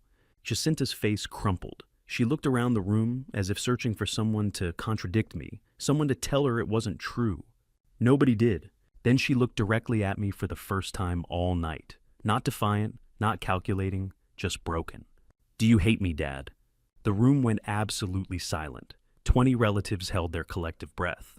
I looked at my daughter across the living room and saw Cora's face, not the Cora who died 5 years ago, with guilt and pills in her system, but the Cora from 30 years earlier, who'd promised to build something real together before money turned promise into poison. All of this, Jacinta gestured weakly at the projection screen, the documents, the empty space where Langston had stood. 5 years of planning, the system, the trap. "Do you hate me?" I let the silence stretch for a moment, considering, remembering. "I don't hate you, Jacinta," I said finally. Her eyes filled with tears. "I'm just tired," I continued. "Tired of protecting my property from my own daughter. Tired of watching you take and call it earning. Tired of knowing that every time I turned my back, you were signing my name to fraudulent applications or draining accounts I'd built over 40 years. I paused. "That's not hate. That's exhaustion." Jacinta's shoulders shook. A single tear ran down her cheek, cutting through what remained of her makeup. "Your mother spent the last year of her life exhausted too," I said quietly. "Exhausted from maintaining the lie, from teaching you to do the same, from knowing she'd created a path that led straight to where you're standing right now. That's what killed her, not the pills, the weight." The inheritance renunciation document sat on the coffee table like a death certificate for a life that had never actually existed, 14 years of luxury built on fraud, ending with signature and stamp. Jacinta stared at it. Then slowly she walked to the coffee table. Her movements were mechanical, deliberate. She picked up the pen Norwood had placed beside the document. Her hand trembled. The room watched in absolute silence. She pressed the pen to paper. Her signature came out shaky but clear, legally binding Jacinta Marie Webb. The pen scratched against the paper, then stopped. "There," she whispered. "It's done." She set the pen down on the glass table. The sound, a soft clink, was the only noise in the entire room. No applause, no commentary, no reaction from the 20 relatives watching. Jacinta had just signed away a $28 million inheritance. She'd chosen suspended sentence and probation over prison. She'd chosen survival over wealth. And the family said nothing. I said nothing, because there was nothing to say. This wasn't victory, this wasn't redemption, this was simply consequence. Norwood folded the document with precise movements, sliding it into an official envelope. He stamped it one final time, another decisive thunk that echoed in the silence. Then he looked up and met my eyes. He nodded once. "Done." Jacinta stood beside the coffee table, one hand still resting where the document had been. Her marriage was over. Her husband was arrested. Her mother was dead. Her inheritance was gone. Her trip to Paris was canceled. Her influencer career was exposed as fraud. The only sound in the room was her own breathing. She looked up at me, eyes red and hollow. "What happens now?" she asked. I turned away from her and addressed the room. "Now," I said, "we talk about what happens to the estate." The silence after Jacinta's signature stretched across the living room, like the moment after Thunder family members stood frozen, processing that the spectacle was actually over. Nobody moved, nobody spoke. 20 relatives remained exactly where they'd been standing for the past hour, absorbing what they had witnessed. Langston arrested. Jacinta's inheritance signed away. Cora's suicide letter revealed. 14 years of fraud exposed. The entire architecture of lies dismantled in a single night. "Is it really over?" someone whispered. "I can't believe what we just witnessed," another relative breathed. "Clyde knew," a third voice said quietly. He knew everything? I stood near the projection screen watching my family process the aftermath, watching them recalculate everything they thought they knew about the past 5 years, watching them understand that tonight wasn't spontaneous rage, it was deliberate protection. Norwood stood beside the coffee table, the signed document secured in its official envelope. His job was done. The legal mechanism had functioned exactly as designed. Then Melvin Garrison stepped forward from the crowd. He walked directly to me, moving slowly. 65 years old with bad knees and stolen retirement, finally about to be restored. He stopped in front of me and put his arm around my shoulder. Two men in their 70s who'd known each other 40 years. Brothers-in-law, family. Clyde, he said. Melvin, I replied. He didn't say much else, just stood there with his arm on my shoulder, the weight of gratitude needing no words. Then quietly, 35 years, you got it back. I nodded. The pension, Melvin said. Will we actually get it back, stores? Wang si of Osperstol. Every dollar, I confirmed. From Vanguard Holdings, everyone who was stolen from gets full reimbursement. Your retirement fund, Blaze's scholarship, the property equity, all of it. Melvin's hand tightened on my shoulder. You protected us, he said, all of us. I watched Melvin's hand on my shoulder and remembered 40 years ago when he married my sister Henrietta, promising at the altar to take care of her forever. He'd kept that promise through 40 years of marriage, raising 2 children together, building a life on teacher salaries and careful savings. Tonight I'd return that promise by taking care of Melvin's stolen future. Not revenge, I said quietly. Protection. Melvin nodded slowly, understanding the distinction. A ripple moved through the relatives. They'd heard. They understood. This wasn't about punishment. It was about making the family whole. How much totaled Bukur, someone asked. Everything that was taken, I said, addressing the room. Every fraudulent credit card charge, every stolen transfer, every embezzled dollar. Norwood and Tate documented it all. Vanguard Holdings will disperse full reimbursement within 30 days. The room exhaled collectively. You built all of this, Melvin said, to protect us, while we didn't even know we were being robbed. I built it, I corrected, because family protects family, even when family doesn't protect itself. Melvin released my shoulder and stepped back. He nodded once deep meaningful, then turned and walked toward the door. Other relatives began following. One by one they filed past me. Each offered a nod, a word, a brief acknowledgement. Thank you, Clyde. I didn't know. I'm sorry I didn't know. You took care of us. Not because I was rich, not because I owned the estate, because I'd protected them when they didn't know they needed protection. The family filed out like congregation leaving church after a funeral, quiet change processing something that needed to happen, but nobody wanted to witness. The storm had passed. They carried the weight of what they'd seen, but they left lighter than they'd arrived. Reimbursement coming. Justice delivered. Truth exposed. Henrietta squeezed my hand as she passed. Cora would be proud, she whispered. I wasn't sure that was true, but I nodded anyway. One by one, the relatives departed. The living room gradually emptied. Norwood stood silently by the fireplace, waiting. The last relative, a distant cousin I barely knew, nodded on her way out. Thank you for the truth, she said. Then she was gone. The living room fell completely silent. Just me and Norwood in a space that had held 20 witnesses an hour ago. The projection screen was dark. The coffee table was clear, except for Cora's letter still sitting where Jacinta had left it. Norwood stood beside the coffee table, the signed document secured in its official envelope. He looked at me across the quiet room. It's done, he said simply. I said nothing. Outside, Atlanta carried on toward midnight, indifferent to what had just happened inside these walls. The grandfather clock in the hallway ticked steadily. Give me a moment, I said. Norwood nodded and stepped into the entrance hall to wait. I stood alone in the living room, with Cora's letter on the coffee table, and the weight of 5 years finally lifting from my shoulders, replaced not with triumph, but with something quieter and more complicated than I'd expected. There was still one thing left to do tonight. Norwood caught Jacinta at the front door before she could step outside. His hand on her arm was gentle but firm. Not yet, he said quietly. You need this first. He handed her an official document. Jacinta stared at it, then at him. Jacinta's face went white. This is my home. You signed away your inheritance, Norwood interrupted. This is Vanguard Holdings property now. You're legally a tenant with no lease. The eviction notice takes effect tonight. He gestured toward the staircase. You can pack basic clothing. Nothing else? Everything in this house is subject to fraud investigation and asset seizure. Jacinta looked at her designer suitcase, then back at Norwood. And that suitcase stays, he said. Vanguard property, purchased with laundered funds. She climbed the marble staircase slowly, Norwood following. Each step felt like walking toward execution. Her bedroom door stood open. The $200,000 custom suite she'd designed 3 years ago. California king bed, with Italian linens walk-in closet larger than most studio apartments, ensuite bathroom with heated marble floors. Norwood handed her 3 black plastic garbage bags. Basic clothing only, he said. Jeans, t-shirts, practical items. No designer pieces, no jewelry, no electronics. Those are all Vanguard property pending investigation.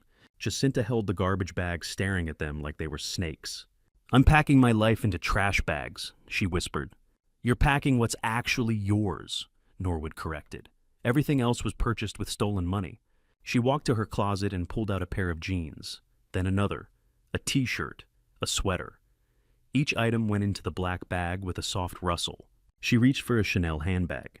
This was a gift, she said. From Langston, our anniversary. Purchased with laundered money, Norwood said flatly. Vanguard property. The bag went back on the shelf. Jacinta continued packing. Underwear, socks, a winter coat, running shoes. The mundane essentials of existence stripped of luxury branding and aspirational meaning. 14 years of accumulated luxury reduced to 3 garbage bags. The black trash bag sat on $200,000 custom carpeting, like visual proof of exactly how fast luxury collapses when the foundation is fraud. 14 years of accumulation fits in 3 garbage bags, when you're only allowed to keep what you actually earned. Jacinta tied the first bag shut, then the second, then the third. She stood in the center of her bedroom, looking around one final time. Custom furniture she'd selected from Italian catalogs. Walk-in closet with motorized clothing racks. Ensuite, bathroom with rain shower and soaking tub. Window seat overlooking the Buckhead Estate Gardens. Everything she thought defined success. 14 years in this room, she whispered. The time to go, Norwood said. Jacinta picked up 2 of the garbage bags. Norwood took the third. She walked to the light switch and paused, hand hovering. Then she flipped it off. The room went dark. She pulled the door closed behind her. The latch clicked with finality. She wouldn't open that door again. I watched from my office doorway as Jacinta descended the staircase with 3 black bags, Norwood following. She didn't look at me, didn't speak, just walked to the front door, pushed it open with her shoulder, and stepped into the December night. The door closed. This time she was really gone. I returned to my office and sat at my desk. The house was completely silent now, empty. Just me and the weight of what I'd built and destroyed in a single night. I opened my laptop and initiated a video call. Blaze's face appeared on screen after 2 rings, still at his London office despite the late hour there, 5 in the morning, UK time. Dad, he said, I wasn't expecting another call tonight. I wanted to check on you, I said. Make sure you're okay after everything. Blaze studied me through the screen. I should be asking you that. Are you okay, Dad? Really okay? I looked at my son's face on the video screen and saw Cora's eyes, same shape, same steady gaze, and realized my youngest son had survived everything Jacinta destroyed and rebuilt himself stronger than the system that tried to break him. I'm tired, I admitted, but I'm okay. You did what you had to do, Blaze said quietly. What Mom would have wanted you to do. The mention of Cora hung in the air between us. Your mother, I started then stopped, started again. She would have been proud of you, Blaze, the way you handled the scholarship theft, working your way through university, building a career in London on your own merit. Blaze's expression softened. She helped me through that first year, you know. After the scholarship disappeared, I was working 3 jobs, drowning in student loans, convinced I'd have to drop out. I didn't know that, I said. She called me every Sunday, Blaze continued. Sent care packages with grocery store gift cards hidden in the boxes. Never said anything about it, just kept me going. Reminded me that building something real takes time. I felt something crack in my chest. She never told me she was doing that. She knew you would have sent money, Blaze said. But she wanted me to learn the difference between help and rescue, between support and dependency. I looked at the framed photo of Cora on my desk, taken 20 years ago at Blaze's 3rd birthday party, her smile, genuine eyes bright before the fraud consumed her. Come home next year, I said. For the holidays, Thanksgiving, Christmas, whatever works for your schedule, just come home. Blaze nodded slowly. I'll come home, Dad. I promise. It's been too long. 7 years, I said. 7 years, he confirmed. But next year will be different. The scholarship money is coming back right. That means I can afford the flights without died. The money is coming back, I confirmed. Every dollar plus interest. And then I'll be there, Blaze said. Atlanta for the holidays. We'll do it properly. The way we used to when Mom was... He stopped. We both knew how that sentence ended. When Mom was alive, I finished for him. We'll honor her memory by doing it right. Blaze smiled a real smile, warm and genuine. She'd like that. The video call ended a few minutes later. Blaze had work to finish before the London office opened. I had an empty mansion to sit in as the new year approached. I sat alone in my office looking at Cora's photo on the desk. For the first time since her death 5 years ago, I smiled back at her picture. We protected them, I whispered to the photograph. Just like you asked. I set the photo of Cora back on my desk, the smile still lingering on my face. Protected. After 5 years, the promise was kept. I stood at the bottom watching. She reached the landing, then the final flight. Her footsteps echoed against marble. She reached the entrance hall floor and stopped 3 feet from me. We looked at each other, a lifetime of history compressed into a single moment of silence. The black trash bags rustled as she shifted her weight. Dad, she said quietly. I nodded. Jacinta. She looked past me toward the front door. Cold December night, visible through the sidelight windows, then back at me. Do you regret it? She asked. Any of it? I considered the question. 5 years of planning, 1 night of exposure, Langston arrested, her inheritance gone, the family protected but fractured. No, I said, I don't regret it. She nodded slowly, processing. But I'm sad, I continued. Sad that this was the only way to protect the family from you. Sad that your mother's letter wasn't enough to change your path. Sad that it took a heart attack and an automated system to stop 14 years of theft. Jacinta's eyes glistened, but no tears fell. Yeah, she whispered. Me too. We stood in silence for another moment. She adjusted her grip on the trash bags. I should go. I nodded. She walked past me toward the front door bags, rustling with each step. She reached for the handle, then paused. Where will you go? I asked. She shrugged. Henrietta offered her guest room, until I figure things out. My sister, always trying to save people. And that's good, I said. Jacinta pulled the door open. Cold air rushed into the entrance hall, carrying the smell of December frost and dead leaves.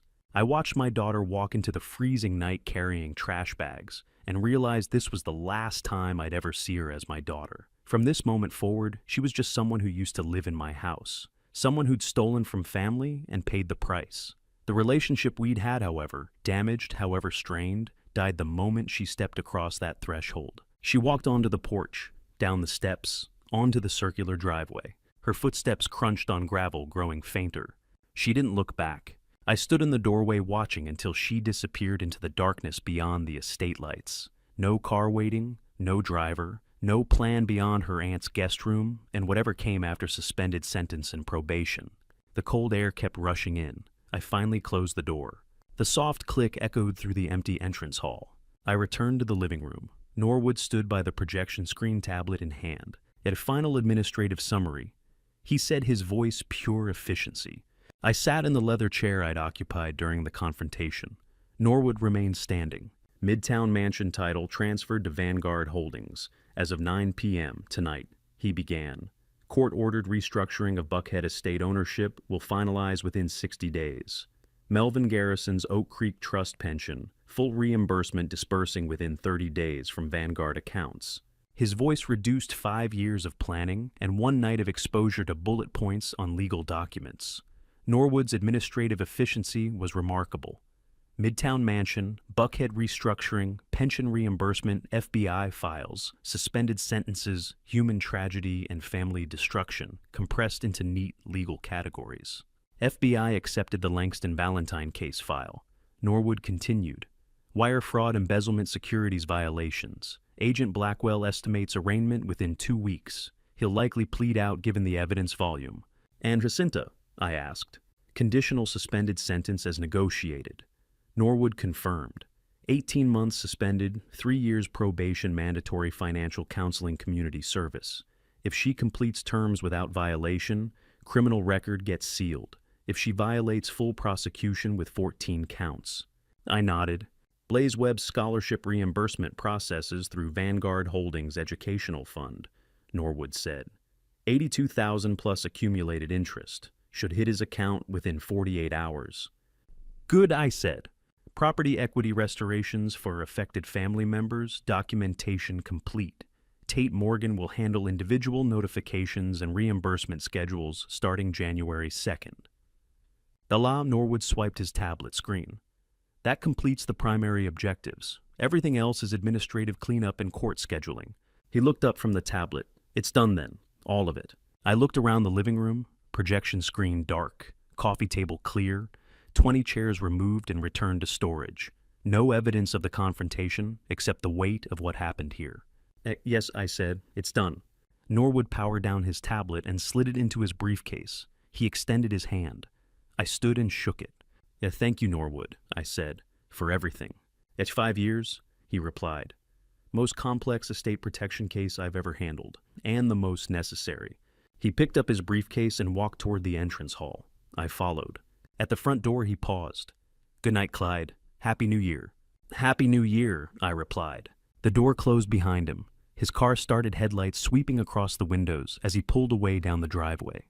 I stood alone in the entrance hall, completely alone for the first time all night. I walked back to the living room and crossed to the wine cabinet, pulled out a bottle of Bordeaux, the same brand I'd been drinking for 5 years during planning sessions.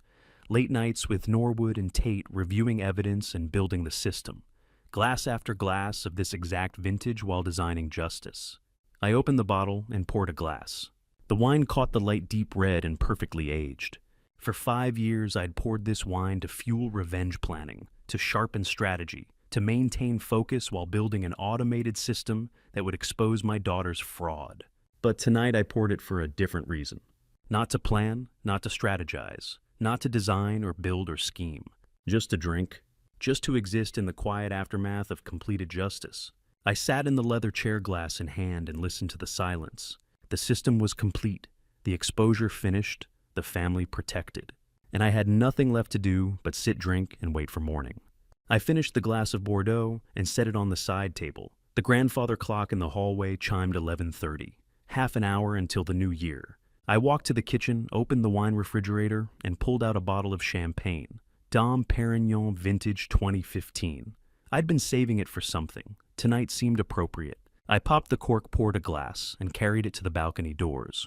The cold December wind hit my face the moment I stepped outside. Sharp, clean, the kind of cold that makes you aware you're alive. I stood at the railing looking across Atlanta. The city sparkled with distant celebrations, rooftop parties, restaurant gatherings, families counting down to midnight. Clear sky above, stars visible despite the light pollution. This was the first time in 5 years I'd stepped outside just to breathe, not to plan, not to strategize, just to exist in a moment without purpose beyond the moment itself. My phone buzzed. Video call from London. I answered. Blaze's face filled the screen, champagne glass in his hand. Office lights dim behind him. You made it to the balcony, he said. First time outside in hours, I replied. Needed air. How does it feel? He asked. Being on the other side of it, I considered the question. Strange, empty, peaceful. Blaze nodded. To endings and beginnings. I raised my champagne glass toward the phone screen. To what you built in London, to surviving what tried to break you. Blaze raised his glass. To you, Dad. To protection and justice. I tapped my glass against the phone screen. The sound was absurd crystal against silicon, but the gesture felt right. Father and son clinking glasses virtually across 5,000 miles. Atlanta and London celebrating the same moment in different time zones. There's 35 minutes until your midnight, I said. 5 hours until mine. Strange how time works, Blaze said. We're in the same moment, but different hours. I took a sip of champagne, cold, crisp, perfect. Then I glanced down at the street below the balcony and saw her. Jacinta stood beside a parked Uber, rummaging through one of the black trash bags. Streetlight illuminated her face as she searched for something, phone charger maybe, or a wallet. Light rain had started falling, making her hair stick to her forehead. She looked lost, soaked, desperate. I watched my daughter search through trash bags in the rain and felt exactly what Cora must have felt, writing that suicide letter 5 years ago. The crushing weight of watching someone you love destroy themselves and being powerless to stop it. No triumph, no schadenfreude, just quiet, aching sadness. "Dad!" Blaze's voice pulled me back. "You okay?" She's down there," I said quietly. "In the rain, looking for something in those trash bags." Blaze was silent for a moment. Then, "Do you want to—" "No," I interrupted. "This is her path now. I can't walk it for her." Jacinta found whatever she was searching for, a phone charger, I think, and climbed into the Uber. The car pulled away from the curb taillights fading down the street. Gone. I looked away from the street up at the sky instead. The rain fell on Buckhead Estate like the final credits of a movie nobody wanted to watch, washing away the year, the exposure, the confrontation, leaving only what remains when the drama ends and real life resumes. "Are you okay, Dad?" Blaze asked again. "Really?" I took a breath. "I'm missing your mother. Wish she could see this moment. See you thriving in London. See the family protected. See that the 5 years of planning actually worked." Blaze's expression softened. "She does see it. Somehow she does." "You think so?" "I know so," Blaze said. "She left you that letter because she knew you'd do exactly what you did. She trusted you to finish what she couldn't." I looked at the champagne glass in my hand. Cora and I used to toast New Year's on this same balcony every year for 3 decades. The tradition died with her, until tonight. "She would have been proud of you," I said, "of how you rebuilt yourself after the scholarship theft, of who you became without shortcuts or stolen money." "She would have been proud of you too," Blaze replied, "for protecting the family, for doing the hard thing nobody else could do." Distant voices echoed from neighboring estates. The countdown was starting somewhere. 10-9-8. I held the phone up so Blaze could see the Atlanta skyline behind me. 765. Blaze held his glass higher, visible on screen. 432. I looked up at the sky, not down where Jacinta had disappeared. One Happy New Year. Fireworks exploded across Atlanta's midnight sky. Gold cascades, silver spirals, red bursts that painted the clouds. The concussions echoed off buildings' rolling thunder of celebration. "Happy New Year, Dad," Blaze said through the phone. "Then Happy New Year, son," I replied. "Happy new beginning." More fireworks burst overhead. The champagne glass felt light in my hand. The rain had stopped, leaving only clean, cold air and the smell of sulfur from the fireworks. I stood on the balcony watching colors explode and fade against the darkness, thinking of Cora, of Blaze rebuilding his life in London, of 5 years of patient planning, of one night of necessary exposure, of Jacinta walking into rain with trash bags and an uncertain future. I thought about what freedom actually means. Not victory, not revenge, not even justice, really. Freedom is letting go of the weight you've been carrying. The plans, the schemes, the protection systems, the constant vigilance against the people who should have been trustworthy. Freedom is standing on a balcony at midnight with champagne in one hand and your son's face on a screen in the other, watching fireworks burst and fade and realizing you don't have to do anything except breathe. For the first time since Cora died 5 years ago, I could breathe without carrying the weight of what comes next. The fireworks continued, gold and silver and red and blue painting the Atlanta sky with temporary beauty. I raised my glass to them, to endings, to beginnings, to protection and loss and the quiet peace that comes when you've done everything you could, and there's nothing left to do but rest. "I love you, son," I said to the phone. "I love you too, Dad," Blaze replied. "Get some sleep. We'll talk tomorrow." The call ended. I stood alone on the balcony watching the last fireworks fade. Then I walked back inside, closed the balcony doors, and went to bed. And to you listening to my story, remember this: justice and peace are not the same thing. Don't make my mistake of carrying the weight alone for 5 years. When I discovered the depth of my daughter's crimes, I chose to build a system in silence rather than confront her directly. I told myself I was protecting the family, but really, I was protecting myself from the pain of that conversation. The truth is, family betrayal cuts deeper than any other kind because it comes from the people who are supposed to love you unconditionally. Here's what I learned through all of this: family betrayal doesn't give you the right to become someone you're not. Yes, I exposed the fraud. Yes, I protected the family's assets and got justice for those who were stolen from. But I also lost my daughter in the process. Was it worth it? I believe God put me through this trial so I could understand that sometimes protecting your family means protecting them from each other, even when it breaks your heart. The lesson isn't about revenge. It's about knowing when love requires you to say no, to set boundaries, to choose truth over comfort. If this story resonated with you, I'd love to hear your perspective in the comments. What would you have done in my situation? If you know someone dealing with family betrayal or difficult choices about loyalty versus justice, please share this story with them. And if you want to hear more stories like this, subscribe to Revenge Dad. Thank you for staying until the very end. Your time and attention mean more than you know. Final note: certain details in this story have been fictionalized for privacy and storytelling purposes. The core lesson about family justice and difficult choices, that part is real.